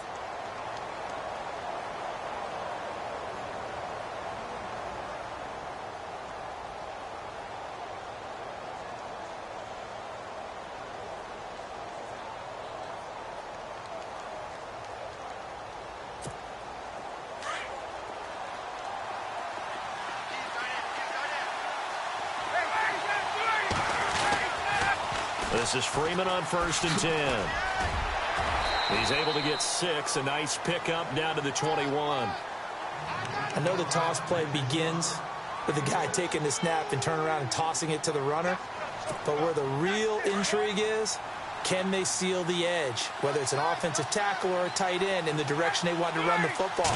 If they do that, that's the result that you get, that type of a gain. If they don't, oftentimes it's not a very successful play. Looking right sideline, but it's incomplete. Austin Hooper, the tight end, was the intended target. And that'll make it 3rd down.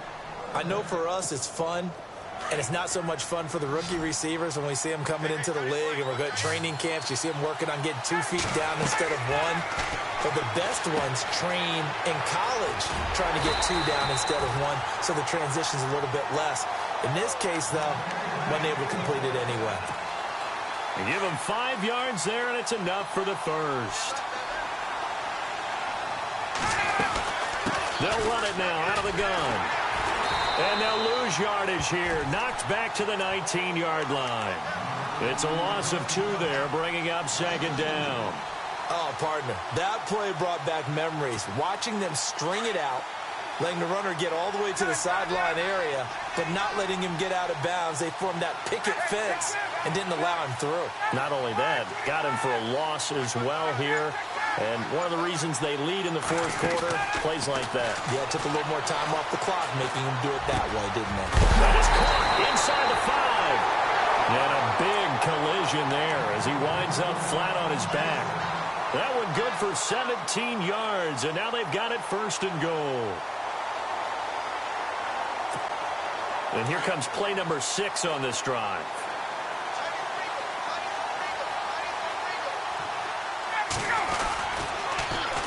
They'll look to run with Freeman. And he will take it in for a Falcon touchdown. Devontae Freeman taking it in from 2 yards out. And the Falcons are an extra point away from tying the football game.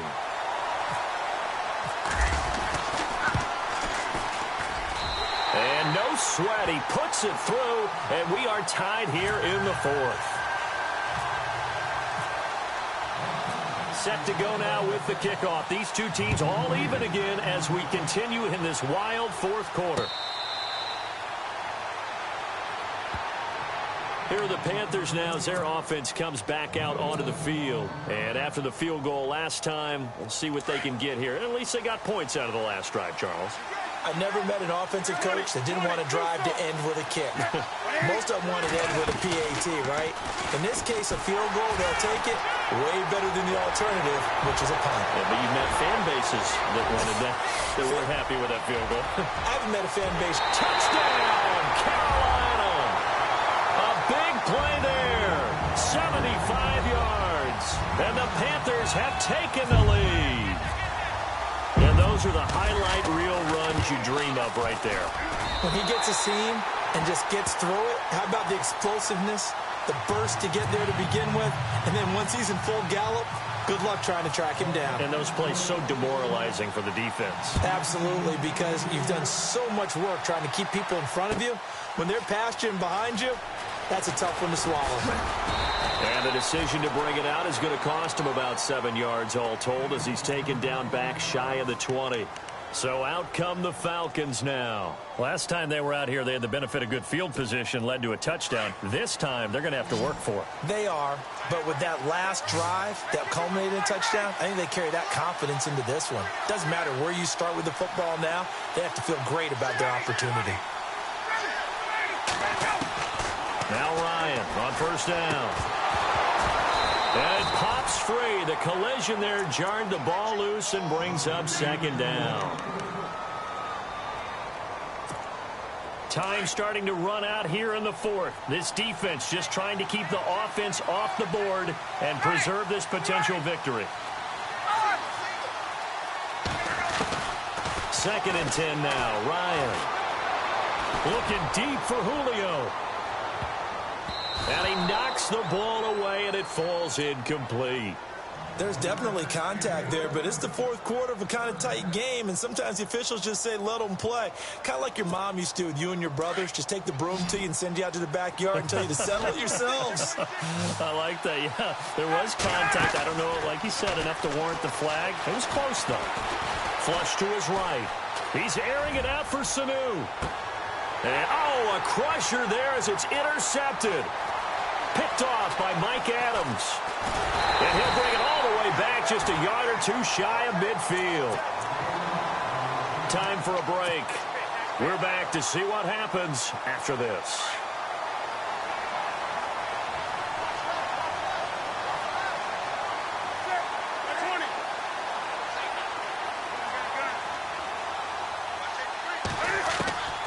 Throwing here, Newton. He's going to leave this for his running back. It's complete. And he's able to take it across midfield before going out of bounds. 4 yards on the pickup, and it'll be second down.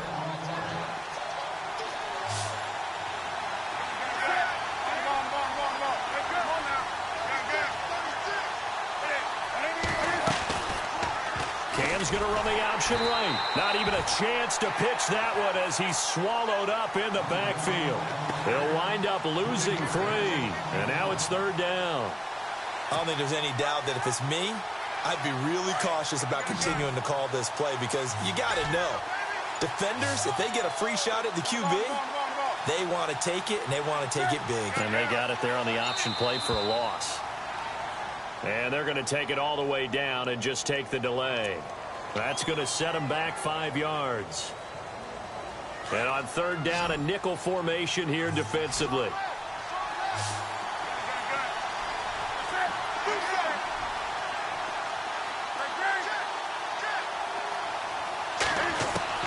Now it's Newton.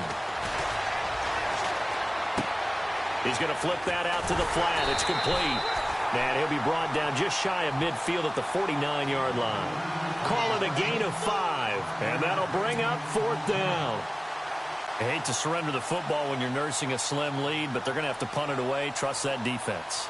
It's the right play at this stage of the game as well. You don't need to press it here because you do have that little bit of a cushion, and you count on your D to make it stand up.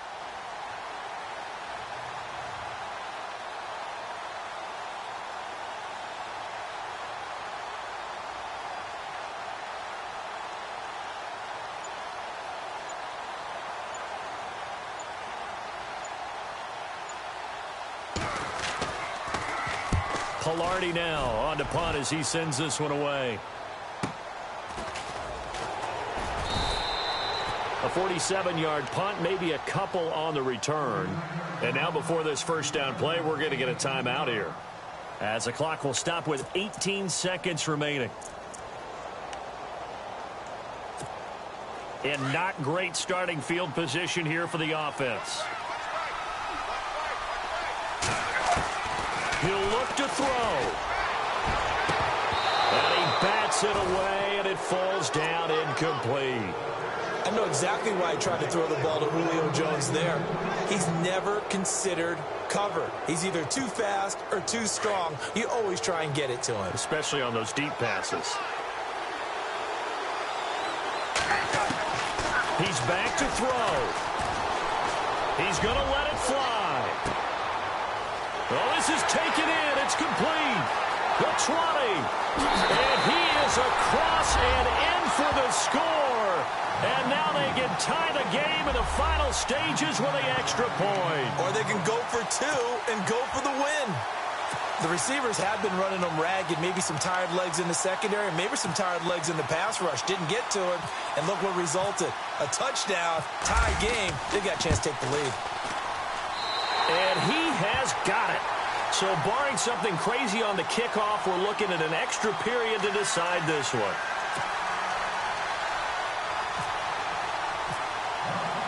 So here comes the kickoff now, all even here in this fourth quarter.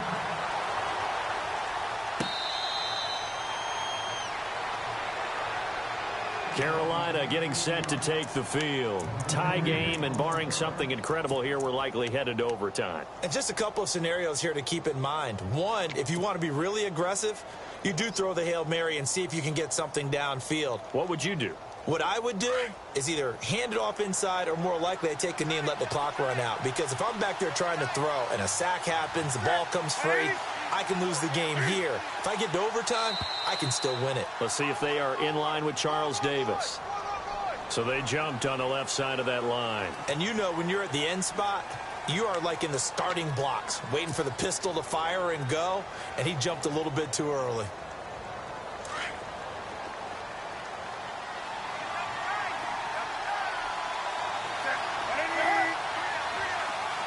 And the slot man goes in motion left.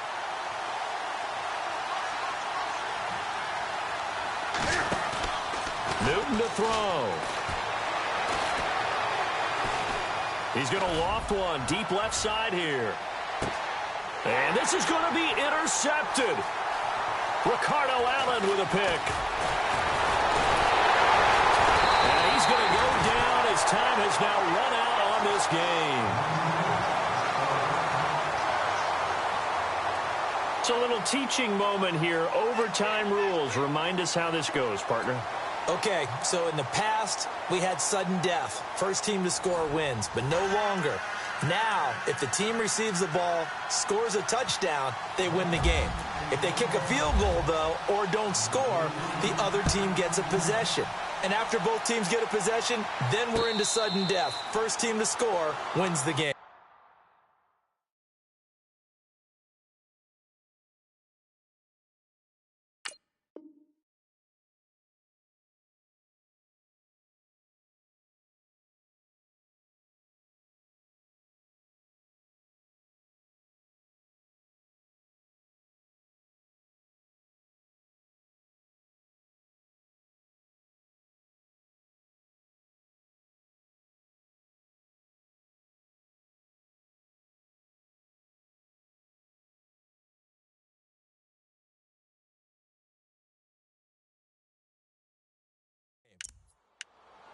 Carolina getting set to take the field. They control their own destiny here. They have the football in overtime. Obviously, a touchdown would win it.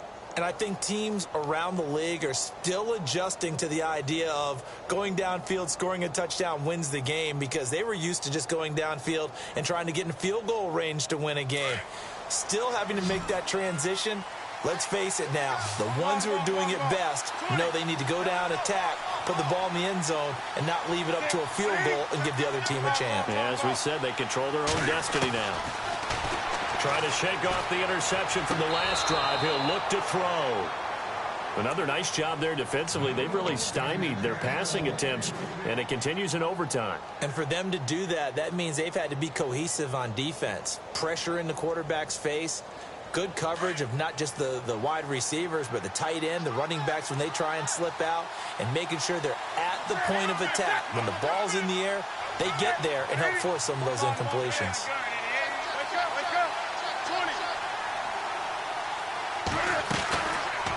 Now Cam, option left. And he'll be taken down, but not before he gets into enemy territory. A big-time gain there on the keeper, using his legs to hurt him. First down. So after that big gain, let's see what else the offense has up its sleeve. The play clock's running down. On first down, Newton. Out to the flat. That's complete to his running back. And he's got this down a yard or two shy of the 40 before he's out of bounds. It's a gain of 5, and it'll make it a second down. So second and medium, 2nd and 5 now.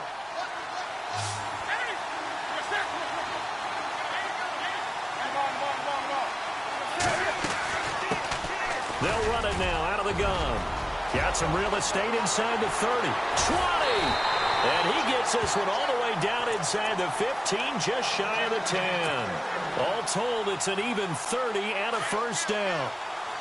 This has been a good drive so far, and it's been the running game for the most part that's powered them down there. Another nice burst there, picking up a first down. Now it's 1st and 10, as you said, in the red zone. Now Newton.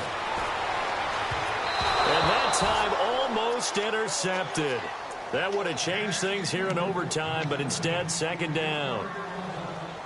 That's one of those pivotal plays that'll just stick out in everybody's mind from this game. If he picks that off, what a momentum swing down here in the end zone.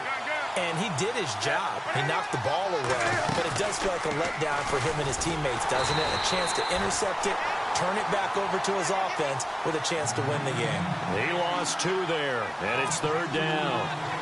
Well, they have had success when he keeps the ball running it, but not in that situation. I mean, I think we got an example of why NFL coaches really don't like their quarterback in the running game. Because whether he keeps it or not, he's likely going to take a hit, isn't he? No doubt about it. And defenses, they're looking to put that hit on a quarterback.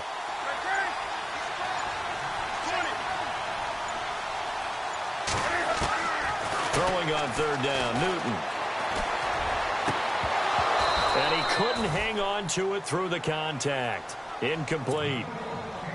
I think that was a good job there defensively. They did allow him to drive all the way downfield, but once they got their backs to the goal line, they really turned up the pressure. Yeah, they let him get all the way down here. Now the field shrinks. They've struggled to convert, and that last incompletion brings up 4th. All right, so they're able to put 3 on the board here on the opening drive of OT, and now it'll be up to their defense to try and see this one out. So remember now, a field goal on this next drive would get us to sudden death. Any kind of turnover or turnover on downs would end the game, as would any touchdown. So this one's still very much up in the air. And this return net's positive as he gets past the 25 and up to the 27-yard line. Atlanta now coming out on the field. A field goal would push it to sudden death. We just saw the field goal on the other end, but I don't think they are thinking field goal. At least not to start this drive. They're not thinking field goal. Not at all, because your point is well taken. Yeah, kick the field goal, you push it to sudden death, but you're also kicking off and giving the other team the ball with a chance to kick a field goal and beat you. Get the touchdown, finish the game off. That has to be the mindset. And a nice gain of 21 yards. Fresh set of downs here. And the D-line pinching together, must be expecting the run. Now Ryan. Escaping the pressure right. Now he's going to let it go deep, right sideline. And that one falls incomplete. Looked like he might have had position there, but he couldn't hold on to it at second down.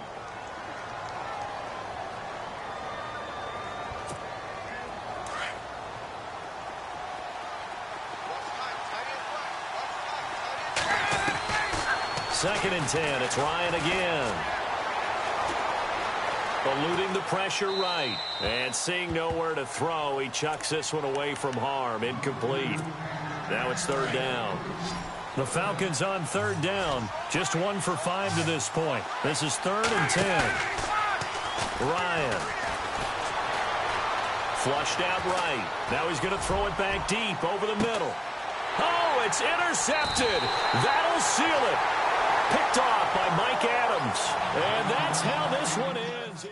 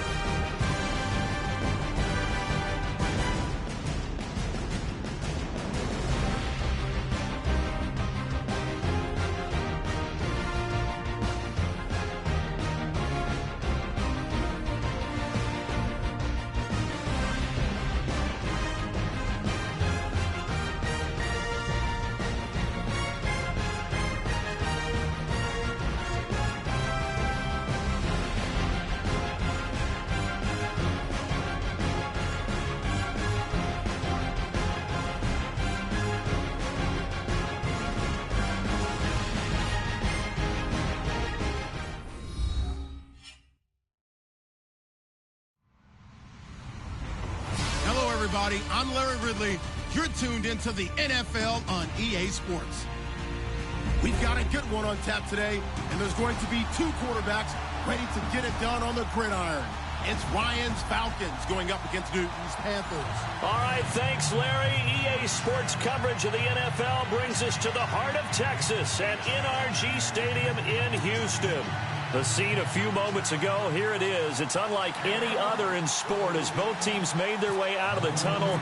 These folks are fired up as their guys are ready to do battle with the Atlanta Falcons.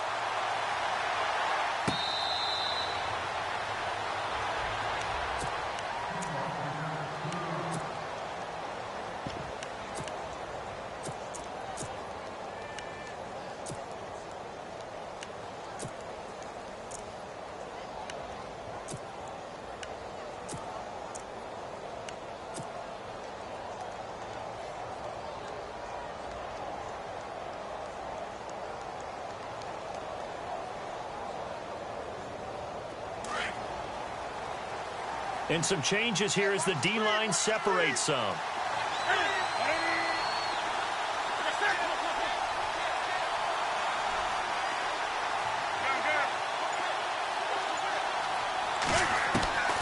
Now Newton on first down.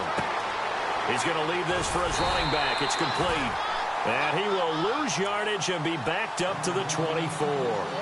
That's going to go as a loss of a yard, and it'll be second down.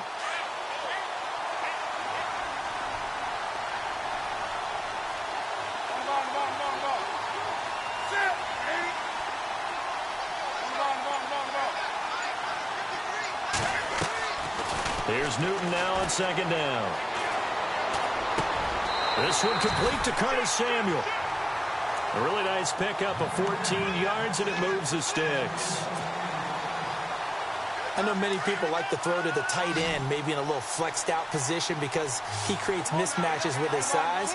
But slot receivers do the same thing with their quickness, their speed, and their route running savvy. First carry for Christian McCaffrey. And this time they were ready for him as they'll stop him right at the line of scrimmage. No gain on the play. It'll be second down. Defense able to get there, swarm to the football. Zilch, zero nada there for the offense, Charles. Yeah, it really was an example of good team defense, wasn't it? Everyone handled their responsibilities, and they held them to no gain. Now Cam, option left. Now Stewart. And this one also slow in developing as he's maybe getting back here to the line of scrimmage, but not much more than that.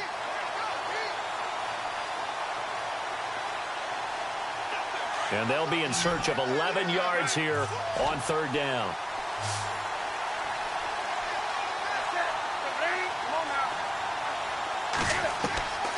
Out of the gun, Newton.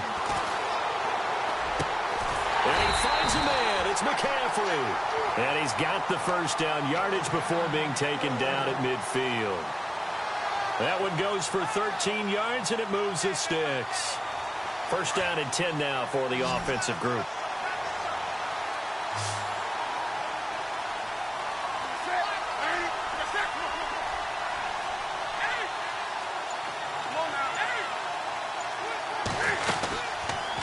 Cam's going to run the option right. And now he'll tuck it and run. He'll get 8 on the keeper there. It'll be second and a couple. And that looked like some pretty easy yardage there right up the gut. And he's a guy that has some height to him. So when you don't have to drop a shoulder or create or get through contact or trash, makes it a lot easier to stay upright, see the field, and make a run as we just saw there.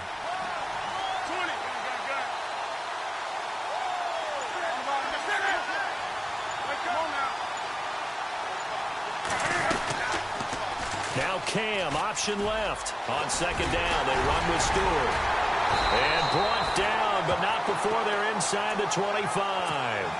He goes for 18 there as the drive will continue. How many times do we say in this game that speed kills, and it does it in so many different ways? In this case, you got a back who's quick and shifty, can make moves, make people miss, but also gets to and through a hole before it can close down. That's some of the benefits of that speed, not just outrunning people in the secondary. That led to a really nice gain. And he'll be brought down at the 21, just shy of the 20 in the red zone. Give him 3 on the play, and that'll make this a second down.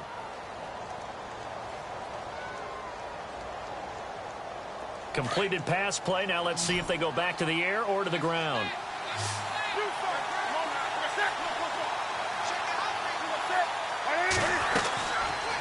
Now Cam, option left. And he'll be taken down as that will take us to the end of the first quarter of play. With my good friend Charles Davis, Brandon Gaudin with you. It's the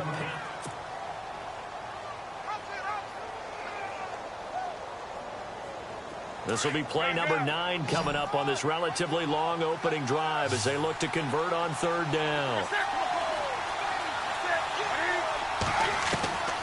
From the gun, Newton. And he'll dump this off to his running back, McCaffrey. They're able to convert on third down, and that sets up a first and goal. And how about this first drive? They're being aggressive, slinging it around. Really confident, too, because they're not trying to fool them with running plays, throwing it, and they're being very successful right now.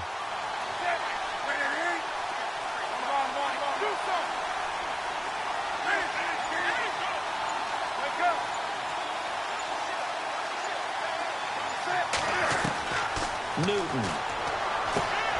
He's going to flip that out to the flat. It's complete. Nothing on that one. It'll be second down. So many screen passes are the result of excellent acting by everyone. But sometimes the guy who's getting the ball tips the play off. The running back, because he's eager to get the pass. And sometimes he doesn't act very well about whether he's going to block or leak out or whatever. And I think that they saw that, and that's why they were able to get to him on it. On second and goal, here's an option play left. And no pitch there and no chance either as he's brought down behind the line of scrimmage. And that play there, boy, almost looked like it was a video game and he didn't know what the pitch button was. Not very well executed. Yeah, and if you don't know what it is, you better figure it out fast. I suggest knowing it before you actually run that play. Looking for Funchess, but it's intercepted. Picked off by Robert Alford. And that's a great example of ball skills right there, partner. You and I do a lot of games, and I can't tell you how many guys look to run with the football before they've intercepted it. So that's a nice job of focusing on the task at hand and coming away with the interception. Here comes the Atlanta offense now ready to take over here.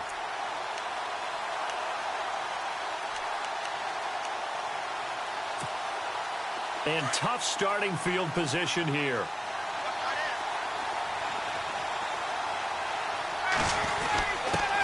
The former Indiana Hoosier here, Tevin Coleman. And he's going to take this up past the 10 to about the 11. A nice run there, 9 yards, and it'll be second down. We talk about setting a tone or beginning a drive. That run was absolutely textbook. I'm telling you, partner, now they're not just thinking about an easy drive. They're thinking about maybe taking it downfield. Yeah, started at their 2. Now they've got a heavy amount of breathing room. They will run again with Coleman. And he'll get it up a little shy of the 15. They'll spot him down at the 14-yard line. Give him 3 yards and a fresh set of downs. 2nd and 1 is often an invitation to take the big shot downfield. I'll bet the offensive lineman said, are you kidding? We just get on our backs and we'll still get the first down. They love being physical. They go play action here on first down. The left side completion to Jones. 17 yards on the pickup there, and the drive will continue. 2 minutes remain in a scoreless first half. We're back to Houston after this timeout. So the D-line's going to spread out. On 1st and 10, it's Ryan. And finding the tight end, Hooper. 11 more yards that go around, a first down as well. Nice job, nice patience right there. Put him on the right side, let him work his way across, put the ball in his hands, and let him work his way upfield with a catch.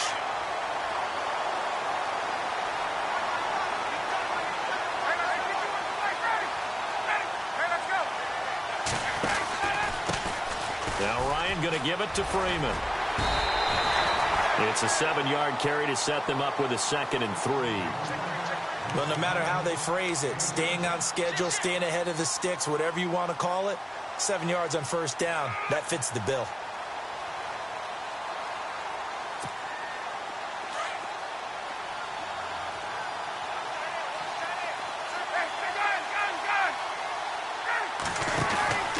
And to give this time to the tailback.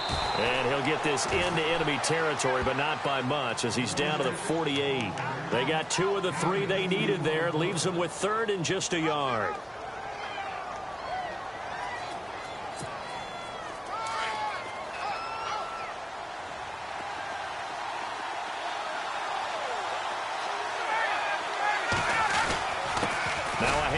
It's Freeman, and he will have first down yardage as he's brought down at the 41. 7 yards there, good enough to move the sticks. Well, he does it at a high level, doesn't he? Because when I watch him, I think of his vision. Straight ahead, peripheral, also has that sense of where holes are going to be before they actually open. I think it'll help set him apart from many of the other backs in the league. He goes underneath to Freeman. And brought down, but able to get it to their 30-yard line. And now we won't see a play on first down. We're going to get a timeout instead, as they'll stop it with just over 40 seconds to go in the first half. And the 8th play on this drive coming up.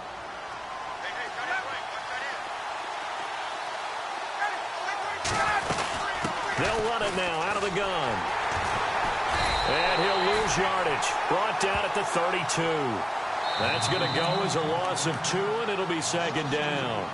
And before this 2nd down play, we'll get a whistle, a signal, and a timeout, as the clock will stop with 34 seconds to go before halftime.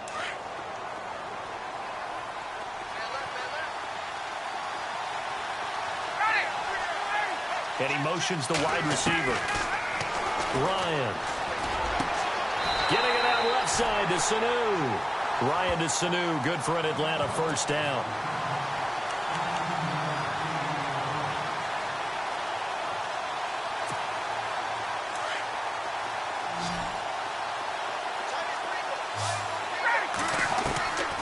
From the red zone now, here's Ryan on first down. And he is into the end zone for a Falcon touchdown.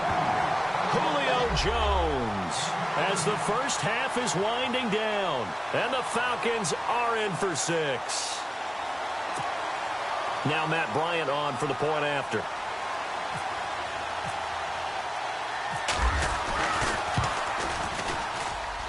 It's good, and that gives the Falcons a 7-0 lead. Well, we looked at each other right away. We knew that flag was coming out.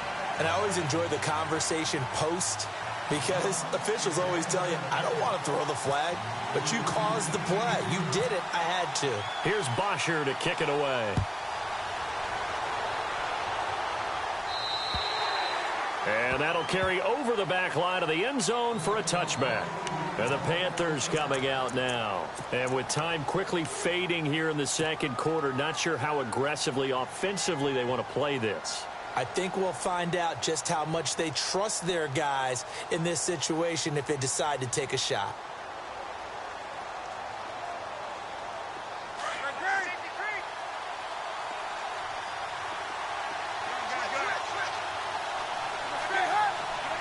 In motion left is Funchess.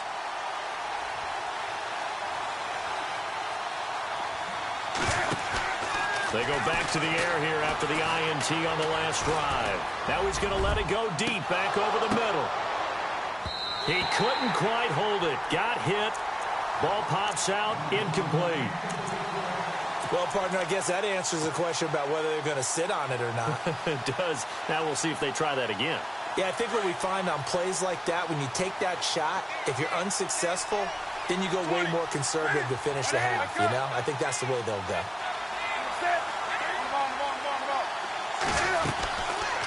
Now Cam, option left. Stepping up, he's going to keep it. On the ground, McCaffrey. And he's going to be taken down here, as that will lead us to the end of the first half of play.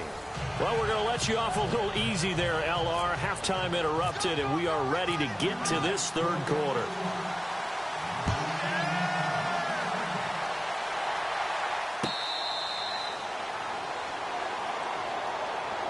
And here now come the Falcons. They have the lead. Now they'll be looking to extend that lead.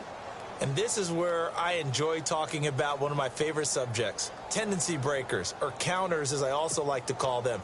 You've done things in a certain way in the first half, and they've had the ability to see what you've done, they're going to make their adjustments. So guess what? You adjust yourself and try and stay ahead of the pace because you are looking for some separation in this ballgame. The adjustment to the adjustment. Without a doubt. Show them one thing, hit them with something else. And he's able to plow forward up to about the 29, just shy of the 30. Well, they're hoping that the second half is better for him than the first half. They've got to find a way to get him going. He's a big part of their offense. Second down to the offense in search of 6 yards. Possible run anticipation here as the D-line sandwiches together. On second down, Ryan. Throw left side complete. It's Jones. Past the 20. 10. Touchdown, Falcons. Julio Jones. His second touchdown of the afternoon. And the Falcons will extend their lead. Always important to get the first score of the second half. Now you start to pull away a little bit and get some breathing room going. And now we find out about the fortitude of the group that's behind, because they were counting on getting into the game a little bit more, right? Maybe they get the first score. That doesn't happen. It looks almost insurmountable, but it's not. Let's see how hard they play the rest of the game.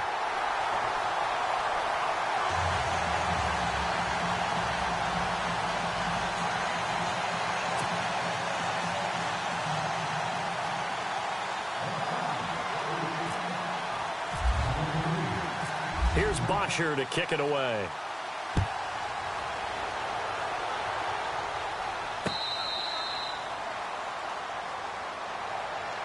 The Panthers offense now, they head back on the field for their first possession of the second half. They're down in this game. A chance for the offense, though, to put something on the board, get some momentum here in half 2.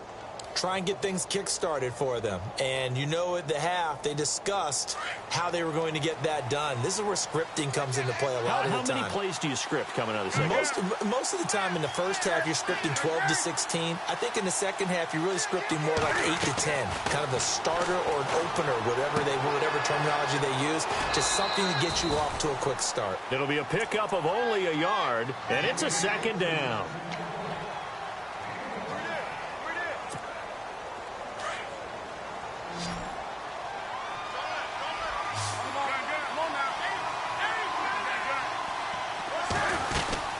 They'll run it now out of the gun. And not a whole lot doing there, so he'll get it up to about the 28-yard line. He'll pick up only a yard there, and it'll leave him with a 3rd and 7. Not the start to the drive they were looking for. That run doesn't do much at all. No, not at all, and it leaves them with 3rd and long. And you know, this is the time of game where these drives really start to matter. They've got to make some moves. Hard throw, incomplete. Another drive comes and goes, still nothing on the scoreboard. Yeah, and when the second half comes, you know, it's real easy to get discouraged and wonder if you're ever going to get things started. You just got to fight through it. Got to keep pounding away.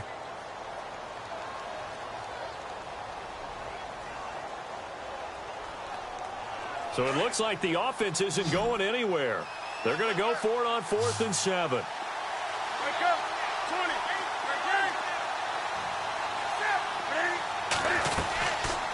They go with the option on 4th down, left side.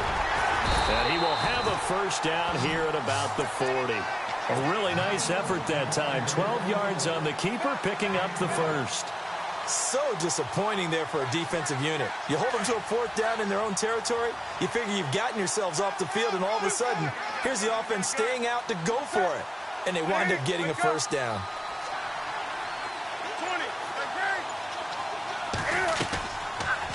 Cam's going to run the option right. Stepping up, he's going to keep it.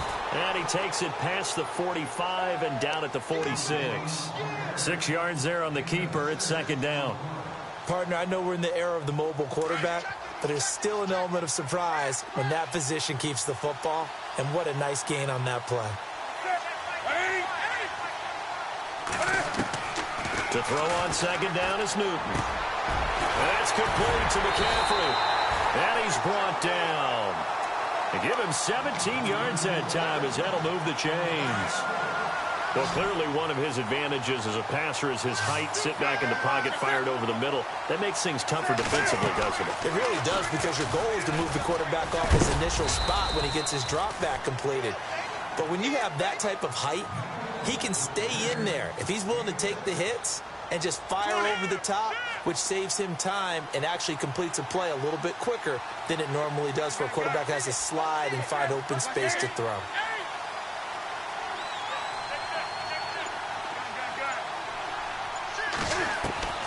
On second down, here's Newton. And he's going to have to eat this one as down he goes. Adrian Claiborne able to drop him for a loss of 4.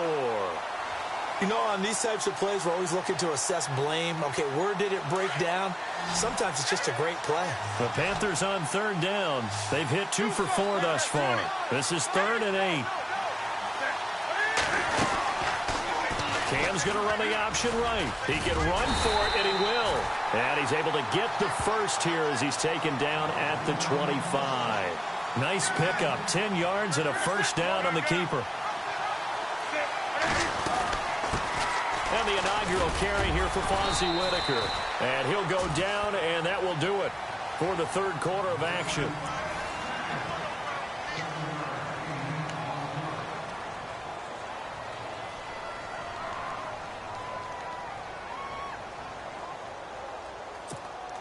And a really long drive here, and it goes on and on.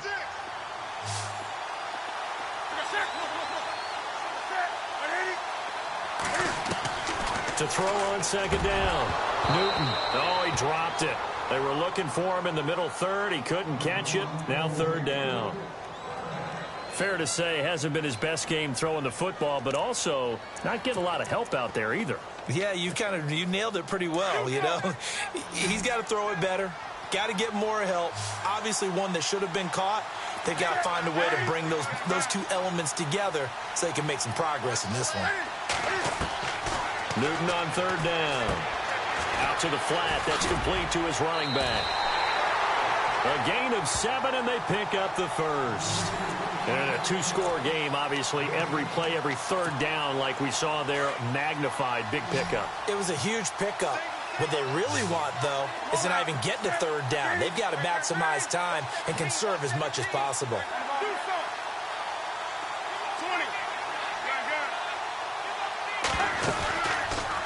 Cam's going to run the option right. And he's able to find some room as they get him down after a good run. He'll pick up 7 there on the first down keeper. Not too many offenses want to turn down long drives, but when you're down what they are, they've got to pay it off with some points.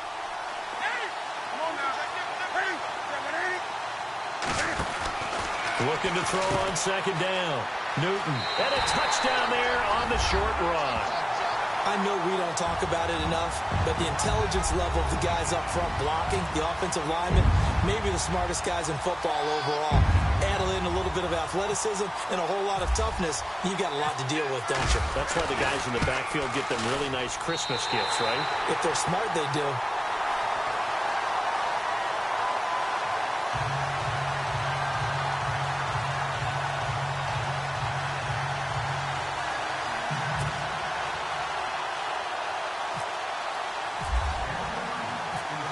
Gano out to kick this one away.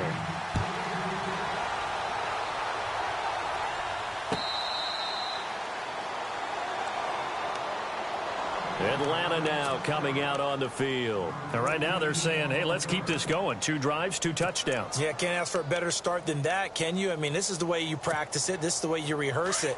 But right now, the play calling, they're locked in really well. Hoping now to get back in the end zone on this 4th possession.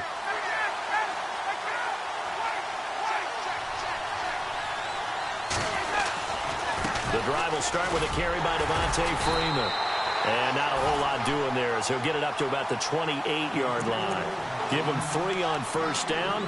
It'll set up a 2nd and 7. And after the play on the ground, that brings up 2nd down here. And on the outside, they're playing press coverage. Now Ryan on 2nd down. And this is Gabriel on the catch. And they get him down, but not before he takes it across the 40-yard line. Ryan finding Gabriel for the Falcon first down. Defensively, they're okay with that. Short little route, tackle him inbounds. Okay. All right, cliche alert. It's time for someone to make a play because they've got to have something bigger downfield. They can't just take what they give them. They've got to force it and make something big happen for them. A handoff, Devontae Freeman. And he'll be taken down just shy of midfield. A solid run on first down. Gain of 7 leaves him with a 2nd and 3. All right, that's a decent game there, but it hasn't been his best game overall. So I wonder what the mindset is of his team. Do they want him to handle the football and try and close this game out? Or are they going to make an alternative plan and maybe go in a different direction? I think they need him, and this is his time to shine. Coming up to the line, and they will need to run another play here before the 2-minute warning. And now, defensively, they're going to burn their first time out. Remember, they get an extra time built in coming up here shortly at the 2-minute warning. Time is starting to run out, really becoming a factor. We'll see if the defense can get the stop they need to get the ball back to the offense.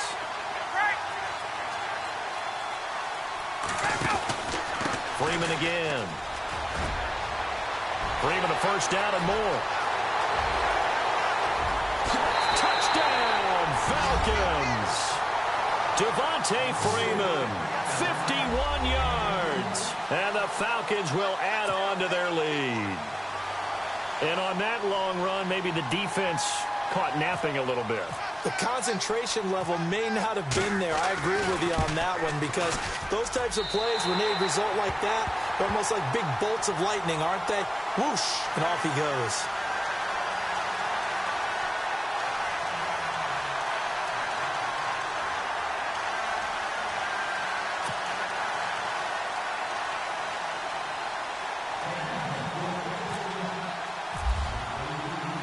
Here's Bosher to kick it away.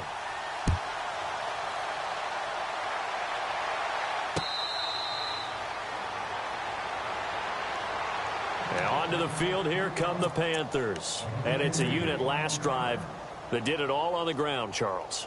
And they controlled it from the interior. Big on big, right? Offensive lineman versus defensive lineman. But you know, in order to keep the football moving downfield, other people have to get involved as well. Your wide receivers, your tight ends, lead runners, anything that you have possible to get in front and keep the ball moving. And now the defense may be looking out for a pass coming up. The drive begins with a run by McCaffrey. And he's able to take this one up to the 35-yard line. He was trying to get that one into the hands of Christian McCaffrey. And that'll bring up 2nd down. Time for a break. We'll come back to wrap this one up after this. See if they stay on the ground for 2nd down. The shotgun snap for Newton. He's going to leave this for his running back. It's complete. And he goes out right around the 39. A gain of 4 that time as the drive continues. Clock management definitely critical here if they want to get back in this game. Absolutely agreed. They have to up the tempo in this case, down a couple of scores. Want to make sure they have a chance to win this ball game. On first down, this is McCaffrey. And he'll get this across the 40 and up to about the 42-yard line. 3 yards on the pickup there, and it'll be 2nd down. Not much happening there on first down. I thought there might have been a hole for a split second. Yeah, but it dried up pretty quickly, didn't it? Closed fast. Sometimes the coverage is so good, no matter what you're doing on offense, you just can't shake anyone free. They try their best to find someone open, but they took away every passing alley, every angle, and shut the play down.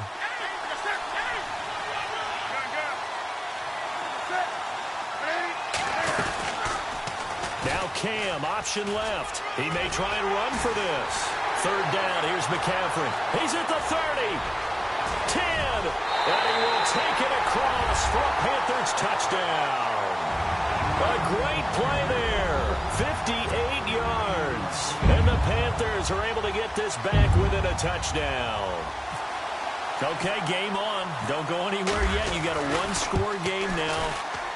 Probably going to rely on the onside kick coming up. Yeah, they have to. It's not a high percentage play, but it's better than not having a chance at all.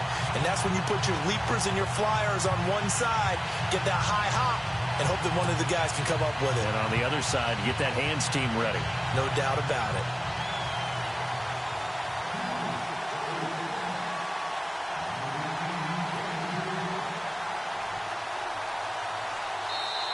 The Panthers going to use the second of their timeouts, as it'll come with an even 90 seconds remaining on the clock.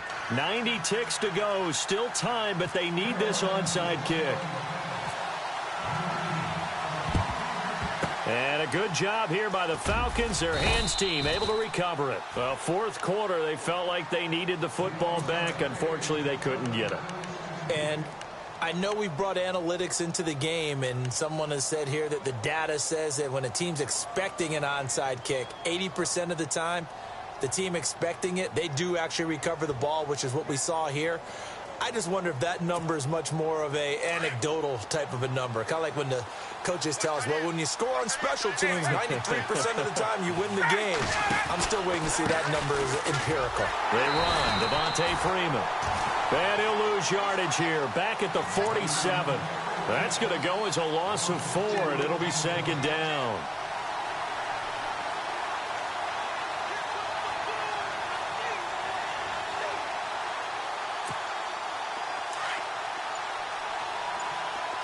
Looks like the defense in press coverage here. Again, they'll run with Freeman. And down inside the 40 to about the 38. And now we're going to get a timeout here called by the defense. That'll be their third and final stoppage here as we step aside.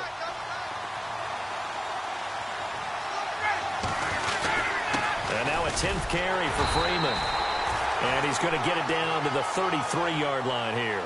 It's a 5-yard pickup, but spotted a few chain links short of the first, so a little bit of decision time here coming up on fourth down.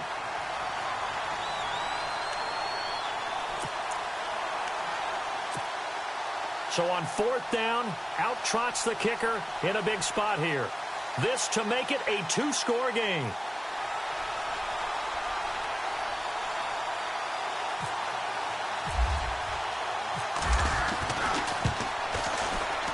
And this will split the uprights. It's right down the middle.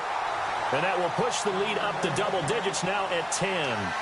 So barring something extraordinary, something crazy here in the closing stages, that field goal should just about put this one on ice. Brandon, this will be a great win for them. The better team's going to win this game, no question about it. Here's Bosher to kick it away.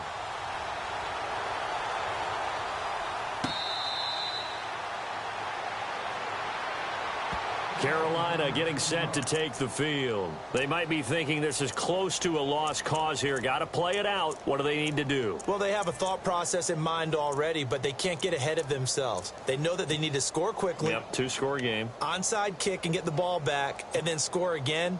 But they can't worry about the last 2 points. The only thing that matters is scoring quickly. Then they'll take it from there.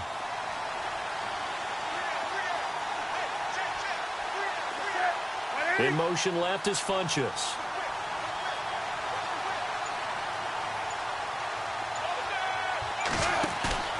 Now Newton. Now a desperation throw deep downfield. And incomplete there, almost picked off. That's one you maybe expect your roaming free safety to come up with. But it's second down.